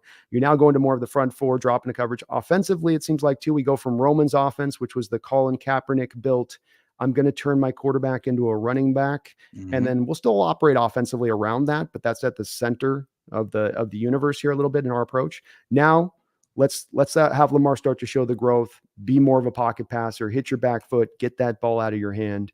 Is that a accurate assessment of that? Very accurate. Very accurate. It's to the point. I feel like we are migrating to what is new football in a spread world, and we're still built in Roman's image. So we don't necessarily have all the pieces to be a fully modern NFL team or a spread NFL team. So we're trying to figure out who can do what and how well they can do that. And so we're hitting these patches of clunkiness, in Kurt Warner's word, clunkiness, to find this out. And so we're at a point where this is week 9 where we need to start looking a certain way. And I have an issue when it doesn't look a certain way. Not saying we should win every game or win every drive, but at this point in the season, it should look a certain way. And that's the issue I had with last week. Now, they may have been working on something because they may have said this Arizona, they only won one game. Let's work on something to try to throw off Seattle. They may have said that. I personally wouldn't look at it like this because it's the NFL. Everybody gets paid to play. You need to win this game first, and if you're blowing them out in the fourth quarter, then you work on something. But I just didn't like what I saw holistically Sunday. Now, are they sliding into back to the old tendencies of Roman? Is that the cause of that? No, it was like Arizona was dropping 8, and we were still trying to throw the ball into it. We had like I remember yelling in my stream, why are we throwing the ball? They had a 4-1 box. They had 4 defensive linemen, 1 linebacker, and we were still throwing the ball. Whoa. Out of What 11 were you guys personnel. for? What were 11 personnel? Yes. Now, sometimes the tight end was detached, but it still was 11 personnel. 5 versus our 7, because we have a quarterback that can run. Yeah. We were still throwing the ball in that, and I was basically pulling my eyebrows out because I don't have hair on my head, wondering why, and I was almost looking at it a little deeper later on, but I just couldn't. I don't know if he was working on stuff or what, but we are transitioning from what Roman was doing to a more modern NFL thing, and I think that'll extend Lamar's career, because what Roman was doing, Lamar wouldn't have lasted another 3 or 4 years. It was great to see. It was it was fun for him to be able to his usage, but his body wouldn't have been able to take that punishment, because he's a competitor. His butt won't slide all the time, and he won't run out of bounds. And that he ain't finished the last 2 seasons. His body wasn't gonna hold up if we stayed with that style, and we probably stayed a year too long with Roman. I agree on it. I kind of thought that the strategy, because the Ravens can be very, we've got our process in the front office and how we play it out, that there was going to be maybe a little bit of we'll use him up through the 5 years, let him go out, and then we'll just reverse this back over again. We'll go find another mobile quarterback, and then we'll stay in the pocket of this offense rather than paying him the big contract. I wondered if that, I'm glad they did pay him, and that they didn't go that cold-blooded approach, but it looked like that's where they were going, because like you say, this we saw with Cam. It ain't lasting for a long period of time if you're going to take this approach at the quarterback position. You get away with it for a while. You can get away with it for 5 years, 4 years, but eventually you're going to beat that guy down like a running back. That same shelf they fall off of due to the pounding and the beating and all that is the same shelf the quarterback who's used that way will also fall off. And, exactly. And so I think this was, if you're going to sign the contract, you had to do this change offensively. If you were going to say, okay, we're paying him, we got to go to and make him now more of a modernized in their approach. And it looks like he's buying in, which is the good part. He's back there. He wanted to do that. He wanted to transition to this, and then now it's just getting on point with what, like, finding all the nuances in Todd's system, man. And I think Todd is trying to figure out what everybody's good at too, because there were some parts of Roman's game that probably should have stayed that we were good at. Yeah. And then figuring out what he was good at, because Todd last year was tight end heavy with the 2 tight ends at Georgia. So he had to kind of adjust to what he was doing. And everybody tried to say, well, he had Odell in Cleveland, and he should know. He didn't call the plays in Cleveland. And they didn't he was the OC, but the head coach called the plays. And they didn't use Odell particularly well in Cleveland. Right? Like, that's not exactly like, we got to use him like they used him in Cleveland. Right. And then he had Nick Chubb. I mean, who wouldn't want Nick Chubb? A healthy Nick Chubb at that. Oh yeah. You just hand it to that guy, and he's gonna do what it do. Oh yeah, you don't even need any holes. You right, shake guys off and find a way. I love Nick Chubb. He's been one of the better backs, I think, top 2 backs last few years in the league. That's the one thing that happened with us with Russ, though, too. This is the interesting part to see with Lamar, in that we tried at the end with Russ go from more of that power run game, take big shots over the top when you draw the safety into the box to deal with the run. Very simplistic, very late 1980s offense was kind of our role for many years. And then we have modernized it now to this West Coast offense and, where it is. But, we did see with Russ on that. You see it again there with him in Denver as they try to continue that West Coast offense last year with Hackett, and even still to a small degree here with Peyton. He didn't ever really take to it being a mobile quarterback. But you do have confidence, and you do feel like Lamar, because with Russell, it was like falling back to those old habits. I'm going to pirouette around. I'm going to spin around the pocket. I'm going to extend the play. But you feel like with Lamar, no, there aren't those necessarily bad habits that are as ingrained, and he can. He's trying. I can say that he's trying, because there were times Sunday I felt like, just run, man. But he was trying to stay there, trying to go through his reads and get the ball out. But there were times where I felt like he dropped back. The initial stuff wasn't open. They were only really rushing 3 at times. You had, a small country you could have ran through, and he stood back there trying to throw it. And, you got sacked a couple of times because of it. But I think he's trying to go through the process of boom, boom, boom, get the ball out. And then just like let running be the last resort, because he can always fall back on it. So I think he's trying to work the system and learn it and get better at it, because he knows this stretch run, week 13, 14, 15 is what's going to really put us over the top to be ascending by the time we get to the playoffs. And if he can get to the spot of playing in an on-time offense and executing that offense and then learning the moments where he can run, he's not to that spot where Cam was at the end, where he had lost the mobility, lost a couple steps, just couldn't run. He still can really be as fleet of foot. He doesn't look like he's lost anything at this point in his career. And so that becomes that much more deadly because you aren't leaning on it as much. And now maybe a defense not having a spy for you with the quarterback, because that guy's actually dropping into coverage. And now it's just free and steady as you go when you do want to cut it loose and get out there in the open field. Right. Megan with another donation. Thank you, Megan, for the $5 dono. Says, I take back the nice things I said about Coach. Highlighter green, migraine trigger. Like I said, man, this is what's got my fan base split. You got players that get the fan base split. We're split on the highlighter greens, man. We're definitely split on them. But the weird thing is we tend to be really good on them. So we're like 8-1 or something in them over the years. So we actually play well in them. And that's what they say, man, right? Like, look good, play good. Hey, feel good. Yep. Feel good, play good, feel good. That's right. But thank you, Megan. Indeed, Coach is big on the highlighters. Is the best he said best in the league, those highlighters. Ski Nation with a $10 donation, and he is in agreement with Coach Evans on this one. He says the full lime green is hands down the best. I wish I could sub to the Coach channel 10 more times. Brandon and all these Hawk fans are just haters. Laughing my ass off. That's the split right there. That you just witnessed it. Yeah. I want the throwback. That's my thing. I grew up on the throwbacks. I want my throwback over highlighter green. That's just. But I do love your guys' throwbacks. But I do. Yeah. Houston's throwbacks, well, not Houston, Tennessee's throwbacks to the Houston Oilers, they took me back, because I'm a huge Steve McNair fan. It's a little cold-blooded though that Tennessee's doing Houston like that though. It's what? Did you see that? It's a little cold. No, the uniform. They didn't say anything to SMU. They didn't say anything to SMU. What do you mean? SMU had a similar jersey too.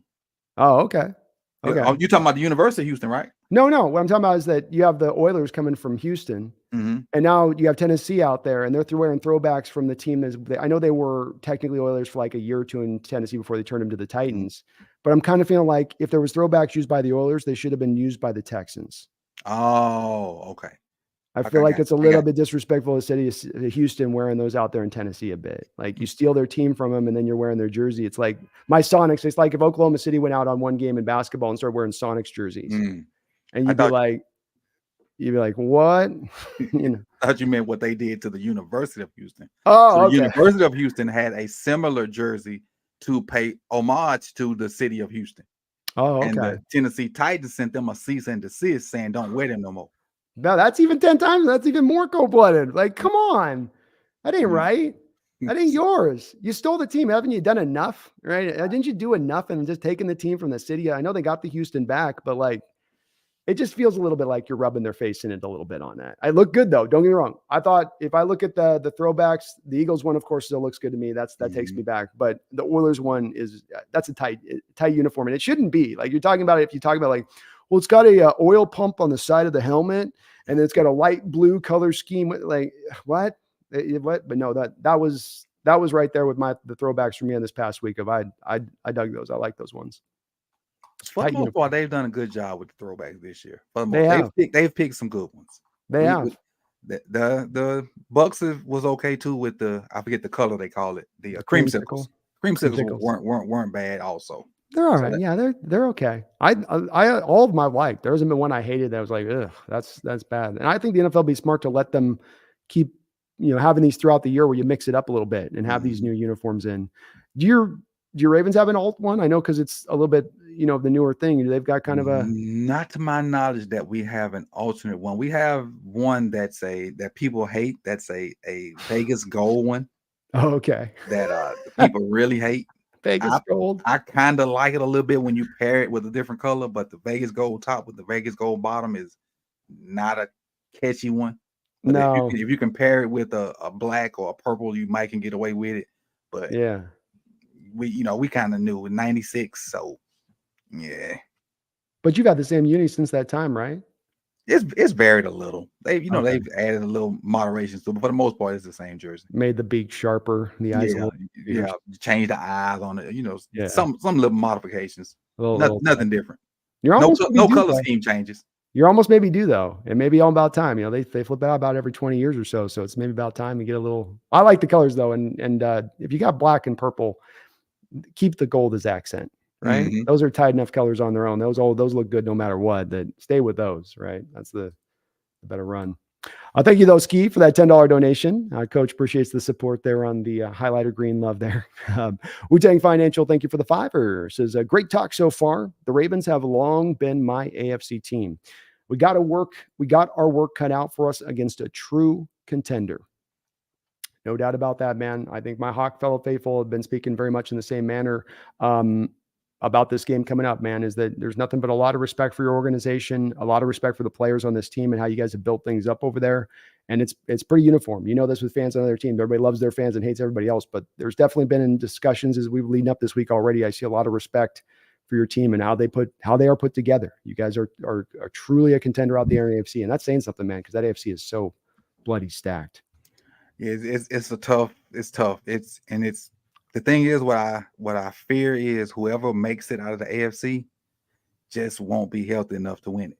That's why I think whoever comes out the NFC has a great chance to be the champion, because whoever comes out the AFC is going to literally have to fight. Who it is. Yeah, it's going to be a war. Mm-hmm. Yeah, I have a theory. I call it the feast factor theory that I've worked on through the years. And that theory is to become a Super Bowl winning team for the most part.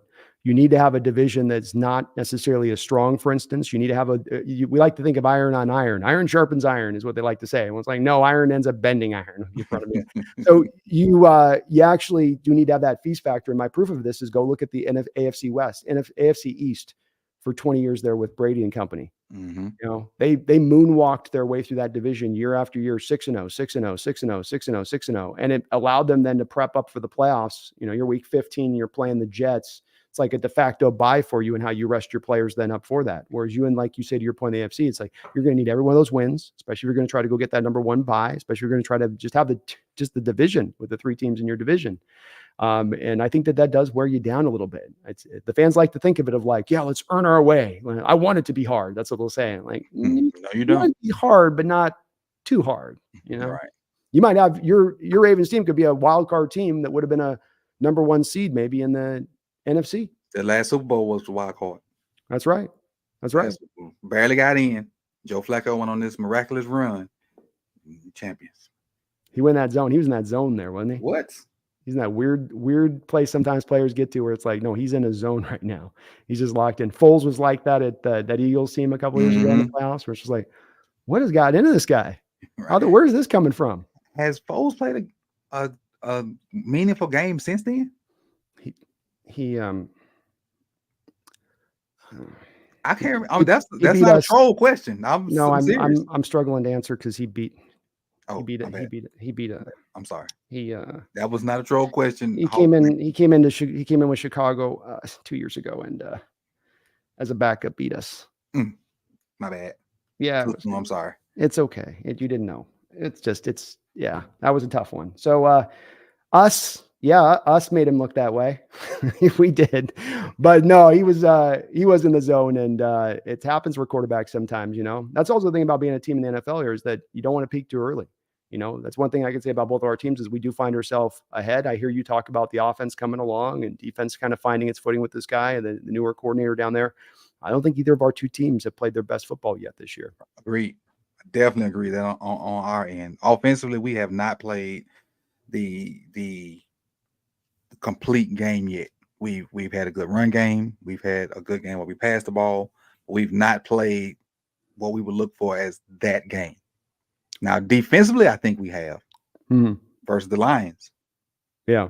The Lions ran 9 plays and we're down 21 points.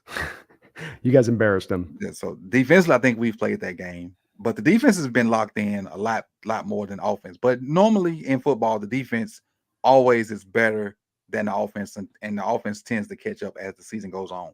But and really, and on your end, once JSN finds his niche, his role in my point of view, and I think with who was hurt the way he got his touchdown was DK.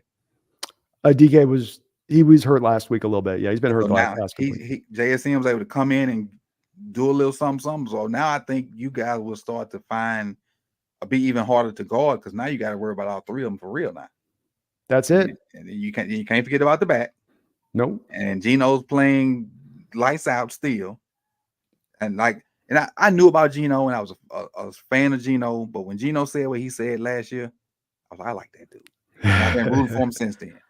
Yeah. Rooting for him since then. That quote and that the passion he said with it, and it wasn't necessarily the words, it was the look on his face and like he really believed it, and he, I just felt it. It's just one of the things that you felt. You believe a person when they say certain things, and it wasn't just him talking. And I'm rooting for that dude. I'm rooting for that guy to be successful because he done had a lot of stuff that not go his way. I'm rooting for that dude. I ride with him as well. Another player that's a little bit in the Hawks contingent. I'm not going to lie that there's divisive opinion upon him, but I'm not that guy with it. I've loved what he's brought to the table, and not just for what he's brought to the table as a player, but as a leader, as in taking ownership's a mistake, and the drive that he has and the work ethic that he's brought to play. I mean, he's done everything you could want him to do from that standpoint of things since he's ascended from the quarterback. And it's been a breath of fresh air where it hasn't always been that way with us here in the 10 years prior on all of those things I just mentioned about. And I think he doesn't get a little bit of it at times, for instance, this year, even go back to week 13 of last year through this year, where there's been a bit of a dip in performance from those opening 12 games. And it's really on the back of the running game's not running competently where it's consistent at all. Your offensive line's not been pass protecting particularly well. And most of this year down 3/5, 4/5, 5/5, I think, is it fair for me to say, and again, you're an unbiased source on this, to say, look, a quarterback's going to often struggle when he's got 3/5 of his backup offensive lineman in there. And it doesn't matter whether it's him or Patrick Mahomes or a Tom Brady. Like, you put that up against a quarterback and you're going to see a lot more failure than you would have otherwise. Not that they need stars along the line or Pro Bowlers out there, but just the functional nature of an offensive line. That fair? Check the Super Bowl. When check the Super Bowl when who was that? The Rams won. Kansas City was down 3 offensive starters on the line. That's right. Aaron Donald and crew went wild. Yeah. And Pat Mahomes, he still had Tyreek, if I'm not mistaken. You're making Tampa Bay and Kansas City. Tampa Bay. That's right. Tampa Bay. I'm sorry. They went wild on Kansas City. Went wild. Yeah. And then Kansas City comes back and rebuilds their offensive line. Back to the Super Bowl. I mean, you know what I mean? Like, and for the folks that are anti-Geno, I get I'm making no headway here. I even tried to do the Brady comparison. Brady goes to the Buccaneers, Ryan Jensen, Ali Marpet, Tristan Wirfs on the rookie, awesome offensive line, loses all 3 of those guys the next year from day one, huge dip in the performance. Yep. I don't think I get very far on this, though. I'm glad that resonates with you, but man, it's been a tough. I think one of those guys there now, and they're horrible. Yeah. Out of those 5 guys that Tom Brady had, I think one left is worse, and they are horrible. Yeah. Not the same player after that major injury he had. And that's part of why Tom chose that place, was he knew he was going to get that offensive line in front of him, and he knows the value of it. If anybody did, he did. So I think Geno's going to play better ball this year as he goes along and that line gets healthier. And Jackson, you're right, is going to get acclimated in this offense. We talked about DK's double teams. That specifically is going to open up the underneath part of the field then for that slot, because defenses can't cover everywhere. You leave an opening everywhere. Every scheme's going to have some vulnerability to it. And if you're going to double a guy over here, there's somewhere that's going to be much more likely to now open up on the backside to you to go to. So I think they'll find a way. It's been hard for us, like with you, though. We're moving to a different identity. We've been that 2 tight end, 3 tight end look last year. JSN now pulls those tight end sets off the field. So now you're trying to, what's our identity? We're more of the 2-3 tight end sets now. Now we're going to be more of the finessey 3 wide receiver things. And you're just trying to kind of find what your identity is offensively. But it's weird. We're kind of mirrors in a lot of ways. Our linebacker crews, the middle linebackers, and the offense is kind of having the same sort of situations going on at the same time a little bit. You got similar personnel. As far as what they're trying to run out there now. I think your receiving set is a little better than ours, but I think we have the tight end advantage. Right now, I think you have the back advantage. I think we have the quarterback advantage, but it's still the way it looks on paper. You have your best lineup is 11 personnel. Yeah, it's not 12, it's not 21. It's 11 personnel with your quarterback doing stuff with his own. Hmm.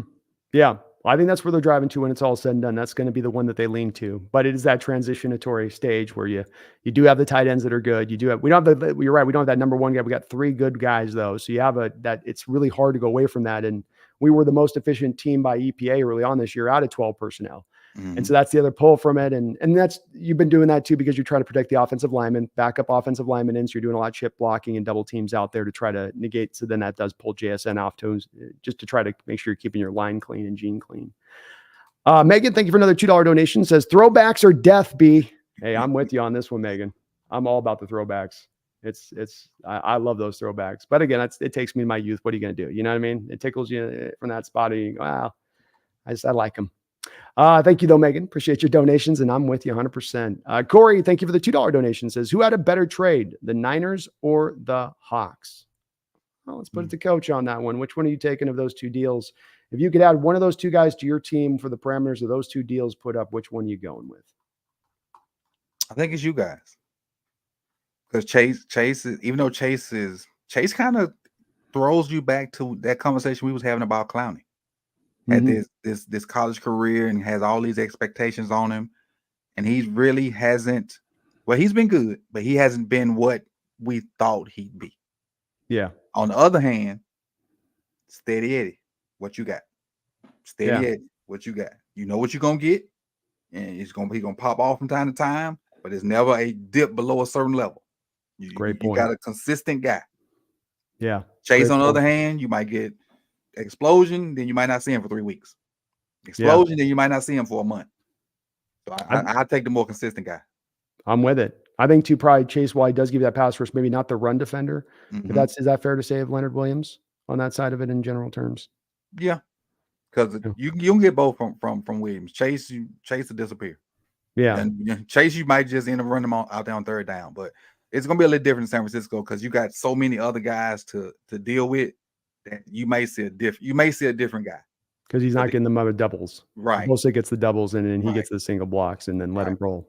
Could be. You may see a different dude, and I may have to eat my words on that, but he didn't have that team of defensive linemen in New York with him. Thibodeau's good, and Sexy Dexy's good, but they not Bosa. No, we just leave it at Bosa. They not Bosa. Yeah, no, not at all. I think he will probably be able to get some more single blocks, but hey, I mean, even in the Washington team, you've got Allen, you've got Montez Sweat, you've got Laron Payne. It's not like they're not probably driving their own share of double teams over there too, giving him some one-on-one opportunities even on that spot. Yeah. I was going to ask you a question. I just totally spaced it out. So I'm going to have to wait for it to pop back into my head. But yeah. Oh, you buying this with Leonard Williams? I look at him. He's played his whole career with the Jets. Adam Gase, Sam Darnold is his quarterback, goes to the Giants. Daniel Jones is his quarterback.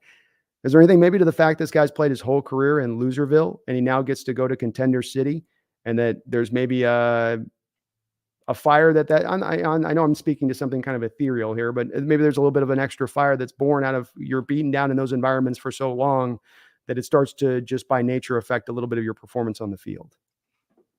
I think that can ignite a different push in you, especially if you've been in the league for 4, 5, 6 years and you know it's not for long.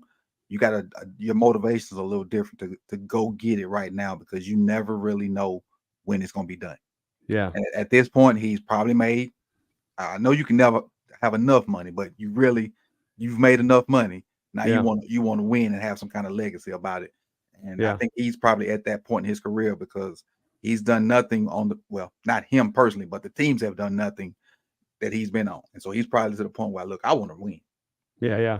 That's what I'm thinking. I'm hoping, and maybe it's a shooting on star part of this approach, but I have to feel like you get in those environments for so long. It's just, how do you not have that start to kind of bleed in over a little bit and that you lose a little bit of your fire? Cause it's just like, man, no matter what I do out here, I mean, especially defensively, because you go out there and ball out defensively and they're doing 3 and outs, and you get that third quarter and you're just wiped. You've been on the field the whole game and it doesn't matter that you're getting stops because your offense ain't scoring. They're not putting any points on the board.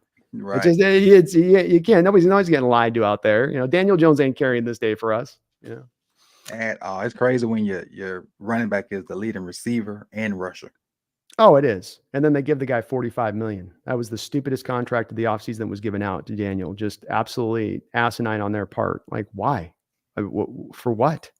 What has he done to? Huh? What'd you say? Tyrod Taylor's played better. Oh, I agree. Well, you could have just gone Tyrod, saved the $45 million, and built a stacked squad. And the thing with Daniel is that he had everything with what Daboll had done with him was manufacture and it's read option, one look and run. It's the most simplified nature of offense you could possibly run. And you went and said, that's $45 million to worth to go do. And I didn't even like Daniel coming out in the draft, to be honest with you. But I mean, he didn't show anything to do that. It's the thing with these guys, though, that I think your Ravens need to give that he had earned that contract. You give him that. But a lot of these contracts giving out these quarterbacks, like the Kyler Murray deals, it becomes this knee-jerk, you just got to do it thing, as opposed to let's really think this through if this is the smart role for us to go with. Yeah, it is, because a lot of guys got money that probably didn't deserve it or didn't deserve that much. A lot. A multitude of them. I'd say almost a majority of those guys up in the top 10 of salary, you go, and I don't think he ain't carrying any day. You're paying him like he can carry the day. He can't carry nothing. He needs a supporting cast around him. Jason Tudor, thank you for the $2 donation. Says, what does our insider think of my man, Will Levis? You want to hear my nickname for Will Levis? What's your nickname? The Hellman's Hero. Something came out about the draft by him eating mayo on bananas or something, and he puts mayonnaise in his coffee. Yeah, something like that. And I just been calling him the Hellman's Hero since then. He had a great debut. So shouts out to him for throwing 4 touchdowns in his debut. But now there is tape on him. So let's see what he does when guys have a chance to prepare for him. And he still has the advantage because it's a short week. But let him get a game, 2-3 games on him, and let defenses have tape on him and see what kind of tendency you have. Then let's make a judgment on him. But shouts out to him. Great first game. Couldn't ask for anything better. Especially because you look at it, the Tennessee Titans aren't a particularly stacked up squad offensively speaking right now. I mean, Tannehill came into that with 2 touchdown passes on the day, and he throws for 4. I don't think that he's suddenly going to be a new sensation on the deal and I've been a kind of a relatively pro Levis guy because again, my current development on this, and I know I'm pulling you real late on this, so we'll probably put a button on this pretty soon. But my real thing with this, I'd love to hear what your thoughts on this is that right now everybody likes to think of the quarterback, and you guys have kind of a cape flowing in the wind kind of guy. So that's what makes this ironic to bring this up to you. But everybody thinks the quarterback is just up there flying on the high, shooting laser beams out their eyes. You got to get the superhero guy. It's like Michael Jordan or LeBron in basketball with 5 guys. The other 4 guys don't matter. Just give them the ball out there and let them ISO it. Mm-hmm. And the sport doesn't really work that way. It is driven by your supporting cast. And you had Levis in his previous year at Kentucky before he loses some guys in the NFL, plays well last year, didn't play good, had nobody, no line, nobody to throw to, Rodriguez out half the year as the running back there. And I thought when you put him to a pros and he's now not dealing with that, it's like that old parachute they used to run on their back to train with. It's like you cut that parachute away and maybe he can now really go out there and start to really play well because it's what's inhibiting him. His troubles with pressure is being under too much pressure. Do you buy into that, or do you still think that there are those guys that they can carry it above and there's a good amount of them? Well, I was not a Levis fan. I was not, but and that's a fair take because I didn't look at his film the year before. When I did my assessment of Will Levis, I looked at that last year and I saw exactly what you said, but I didn't take into consideration that the guys he lost or who was hurt. I just went off what I saw that last year, and so I was like, this dude's not very good. No, I didn't go back and look at his junior year, whatever the year before he came out with, whatever it was. So that's a fair assessment. And now, strong guy, strong arm, can move a little bit, which that's a huge thing for any quarterback right now because the days of the standstill quarterback are limited. Matthew Stafford, what's the Detroit Cousins, your days are numbered, fellas. Yeah. If you can't move a little bit, like Joe Burrow or Purdy, just enough to get you out of trouble, your days are limited. But Levis, if he can work with his cast, and if they can put a cast around him, he can be solid. What he showed me on that pass to Westbrook Akine opened my eyes to be like, hold on, I might have been wrong. Yeah. But he was rolling to his right, set his feet real quick, threw it across his body with arc over a defender to Westbrook Akine. I was like, hold on. That ain't the normal. That's different. Yeah. That's different because they had arc on it, it had touch, and it was across his body. So in actuality, it may have been a 30-yard throw, but really that probably was like 45 yards. Mm-hmm. And so that kind of opened my eyes up to want to see more. Yeah. I think that's the best way to put it. It's just we need to see more for sure from him. But I think you're right. He can succeed there. Vrabel, I think, will be a good coach for him because what Vrabel will do is keep him confined within an offense that will ask him to be balanced, and the passing attempts will probably be under 30 a game when this guy gets rolling, and that will put him on its best, because then defenses are not able to just lean on, eventually he'll throw us the ball, which I think will happen if you made him a 40 attempt a passer, 40 attempt a game kind of guy, even a couple of years down the line. I just don't think that's who Levis is, but keep him in the box, and he does have those things. And great point as well. The game's about mobile quarterbacks now. The days of the statue are going to go away. It's the last vestiges are sort of still here, just kind of, but it is quickly moving in this direction, and it's going to become a prerequisite. But thank you, Jason. Appreciate you for that. Mr. Kane, thank you for gifting 5 Hawks Nest memberships out here to the chat. You're very kind for doing so. I appreciate you for that, my man. Hope you're having a great night. Let's make sure where we're at here on the donos. Appreciate all the donos today, and you hanging in here with me, Coach. I appreciate you going long today. No problem. Looks like we've indeed caught on up. So thank you guys for all the donos, man. Mr. Kane, thank you for gifting those, gifted those subs over as you are, gifting those memberships over. We'll use the right terminology. Just last question on offense, and before we get to maybe where your predictions are in this game, Zay Flowers, big thing with him on coming out. He had echoes of Antonio Brown to his game, a guy that you did worry about with him coming out as good as he was. The 2 things I had as my points with him coming out was that, number one, when you put him on the outside, he can take a long time in his releases to get off the line of scrimmage. He wants to salsa dance, and then he's going to go to keep the contact off his body, and then the catch rate coming out of college. How have those 2 things gone with him? Well, he has cut down on the saucing, mainly because he gets a lot of free releases. He gets a lot of free releases.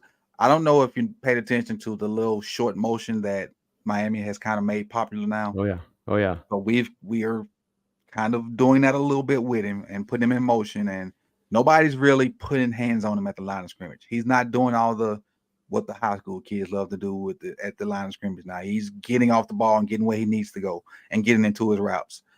His catch radius for his size, he made a catch Sunday, even though it was incomplete. I don't know how he went and got it. To be 5, and I know he's no more than 5'8". 5'8", yeah, he's 5'8". No, They lie at the combine too. They give him a little extra half, 3-4 inches of the combine. They do. He looks like he should be handing in a paper to me at 7:30 in the morning. He don't look like he should be out there with some pros. But he's improved on all that. I really wanted the guy that you guys have, but I'm happy with who we got. Yeah, happy with who we got. So I'm content, and he's a lot better block. No, I'm gonna say better. He's a lot more willing blocker than I expected for his size, because he's a small guy. But anytime we have a nice run to his side, you see him either throwing his body in there trying to block, or actually technique up blocking a guy. It ain't just this big bump and get out the way and protect myself. He's actually blocking. With those receivers, it's the will thing, right? As much as anything, sometimes. Do you want to actually? Because some of those guys show you they don't. They're not. They're going. They do that corner receiver thing before the game. Go, hey, look, bro, look. I don't want to do this. You don't want to do this. When it comes to running routes and stuff, we'll go hard on that. But otherwise, just let's put our hands up on each other's chest and let the boys inside handle business today. I hate that. I do too. I hate that too. It's one of the reasons I love DK. Is DK he's so mean and bullying out there. It's like good. I like that. No block, no rock. That's block, right. No rock. I lived by it. If I told them cats, if you didn't block, I'd be damned if I call a play over there. I don't care who you. We'll throw it the right side all day long. I hate softness in football when you see it obviously out there. And I don't think football players are soft. They're as hard as they come by. But you do occasionally see those guys out there that do the business decisions, and it doesn't. I don't like it, especially receivers. Because, man, if you just got that block in for 2 seconds, we had that JSN touchdown at the end of the game with us last week. And DK's down there on the bubble screen.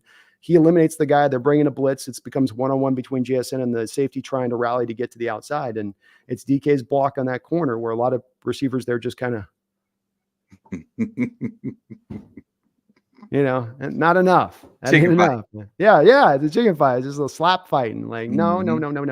But that's good to hear. I think he's going to be a good player for you. I liked him a lot. I thought both in the case of him, Addison, Dell, all around going around the same direction of the last year's draft, that all those guys, though they're undersized, they get the job done. They're going to have a place in the pros. They're going to find they'll find consistency. They'll find some productivity. I don't know if it's stardom, but will find definitely being upper level solid players. Anything else on the offense we should be aware of that we didn't maybe cover on this? I know we didn't talk about a little bit of Rashad Bateman, the kid out of Minnesota, or Devin Duvernay, your Texas guy out there, your Yak kid. Anything worth speaking of those guys? Duvernay is not worth talking about. He's going to catch he's going to field punts, and he's going to fair catch them, or he's going to catch them, run 3 yards and run out of bounds. Bateman is dealing with confidence issues that are coming back. Okay. If you get the old Rashad Bateman, it could be a good game for him, but he's working his way back to that. So we still really working with 3 guys. So the guy we really didn't talk about, which is probably the guy that you guys are gonna have to deal with the most, is Mark. Yeah. And so Mark's the number 1 receiver, the number 1 target. Third downs, you probably want to focus your coverage toward Mark Andrews. So that's where the ball is going. Okay, well, and that's been where we've had some issues in the center of our defense, middle of the field of our defense. That's been the place where when offenses have had success this year, be it Goff or Stafford in the first game, it's attacking into the middle. And while a lot of those teams would use Amon St. Brown or it was Puka, you're going to be utilizing a tight end down there. But that's the place for your Baltimore offense. When I look at it, I don't think you're going to have a lot of yards to be gained there on the ground. I don't think you're going to be bad. We're going to be shut completely down. But it'll be one of those games where you're like, okay, we're at 3.9 yard per carry average.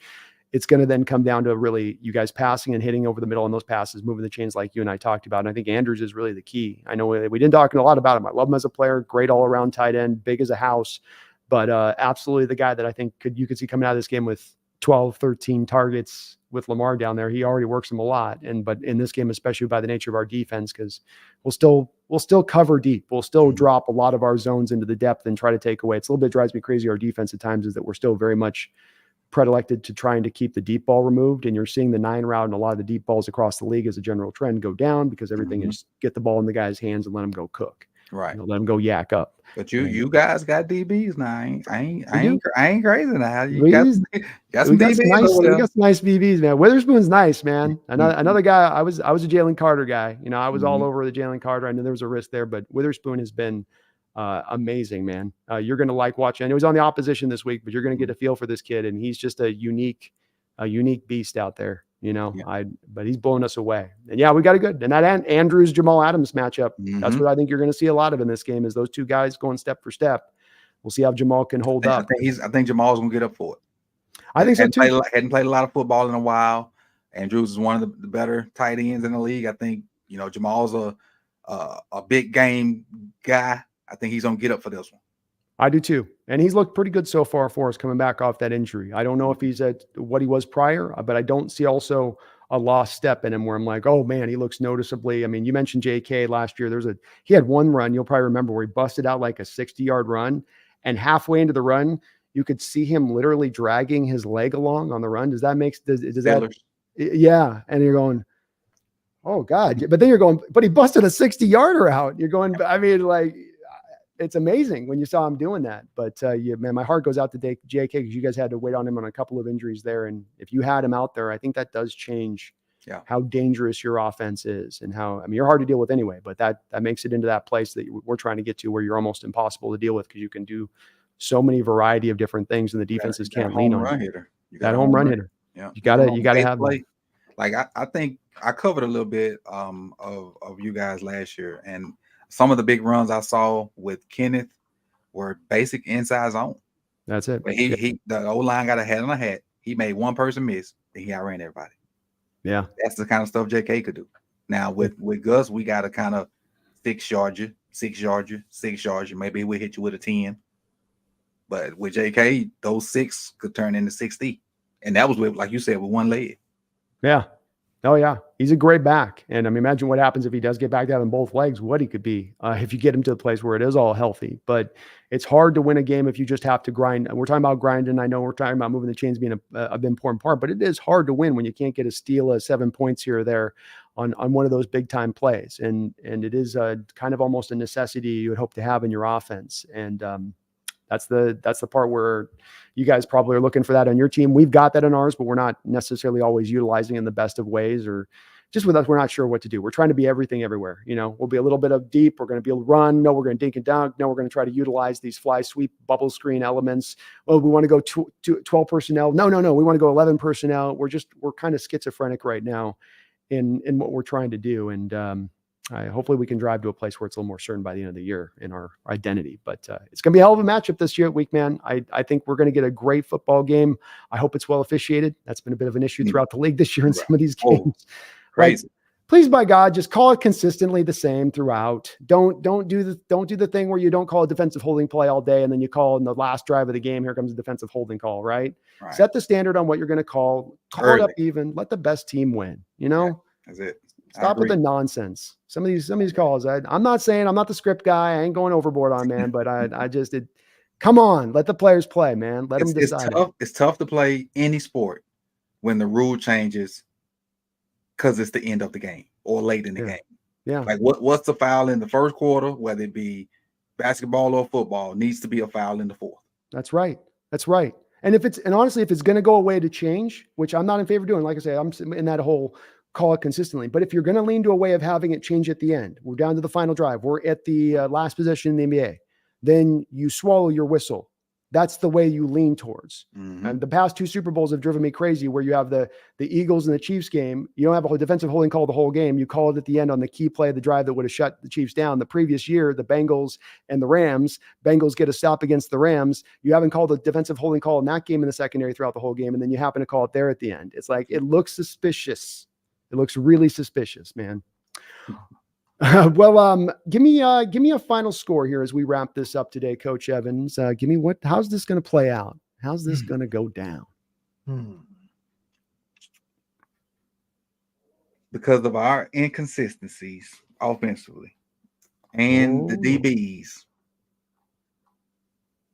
But I do love what we do defensively.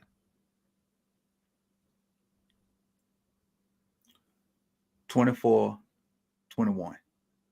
Ravens. 24-21 Ravens. I like it. I think that's a good way of putting it. I think that's even a good score. I'm going to go with 2017 Ravens. So I'm going to give you guys the nod in the same way. I go with a little less points. I think our defense is legit this year. I think the offense is still trying to find its way. And I think the way that's played out this year will play out very similar to this. Like you spoke about, there's some similar things with what you have on your team, though I think defense, we're kind of, it's again, that mirror image thing across the line. It's kind of weird. I hadn't thought about it as much prior to us doing this stream, but it really does feel that way now more as I kind of think about it. But I think it'll be a dogfight come down to the end. And I just think that at the end of the day, we just maybe don't have quite enough offense in this game on the road, 10 a.m. It's the edge. It's kind of what they say is that the home field advantage is worth 3 points. Everything's in a kind of a vacuum. And I think you got to give the 3 points, as these are even Steven teams. So you give the edge to the team that's at home here. I think that's a fair way of putting it on it. The turnovers are going to play. If either one gets a little out of whack with the turnovers, that score can flip either way. If we go to time of possession, turnovers is the 2 things that are the big things to come away with. You come with those 2 wins, either side of those teams, you're coming away with the win, bar none. I think we both agree on that. I agree. Well, it's always good to come some common ground. It's 2 different fans out here, my man, Coach. This is Coach Evans. He is out there with Sip to Tally Films. You can see it right there in his name. If you search that in YouTube, or you can just click down. I put it in the description link in the section there. You can find a link right there to his channel. Go there today, please, my fellow Seahawks faithful Hawks Nest. You guys know how we do. We show the love in this chat. And by the love, what do I mean by that? You're going to go there and you're going to sub on up.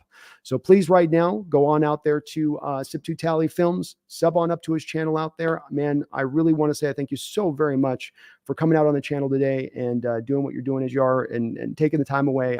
You are so busy. I know you're running around 24/7, tearing through tape, probably cut up the next video, getting ready for the next live stream. You're awesome for doing this, Coach, and taking the time. I took 2 hours of you out of it. So thank you. Thank you for hanging in there. It was a good conversation. I do want to say this. If you don't know, you probably don't know. I have a second channel. It's called More Sip to Tally. If I'm not mistaken, my best video over there is that Tyreek Woolen video. So that shout out to the Seahawks fans. On that channel, I covered the other 31 teams, not the Ravens. Yeah. I'll go look at the numbers, but I think my best video over there is Tyreek Woolen. Well, shout out to the Hawks. You're always going to do good with Seahawks videos, by the way. It's kind of a common theme out here that we have these channels that'll be channels that are not, they're just general football channels, and they will just hammer Hawk content because the people will show their love and they'll watch it. We voraciously eat anything up out there. So hopefully you guys do the same today for Coach. He's been really kind to come out here and take the time and really not just be rushed, but really take the time with me. Thank you for doing that. I like to go deep on this stuff, man. I love football and I love understanding how different other organizations operate because it just ends up making, your perspective that much more wider and better understood because we all get caught up on just looking through the lens of our own team and you can get a little bit lost in that. So what was that other channel? Let them know on that other one. More Sip to Tally.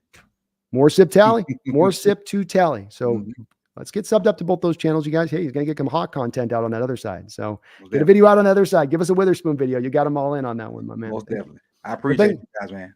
I appreciate you as well. I thank you so much for coming out here, and hopefully we can do this again. Maybe up around draft time or something. We'll chop it up with maybe some of the prospects. I go deep with it too. So I end up doing like 350 on my scouting on them, and I go hard on them. So I'd love to be able to, if we can maybe sync back up at that time and go through some of these guys, that'd be great. Hey, I'm with it. I'm with it. All right, man. Well, guys, get subbed up to his channel. Please hit the like button over here. Thank you to all the folks that donated to the channel. And Megan, thanks for putting me on here with Coach Evans as you did on your side of it. We'll be back here later tonight with the stream. But until that time, my fellow Seahawks faithful, please don't you ever forget, go Hawks. I'll let you get a Go Ravens in too. Flock Nation, go Ravens.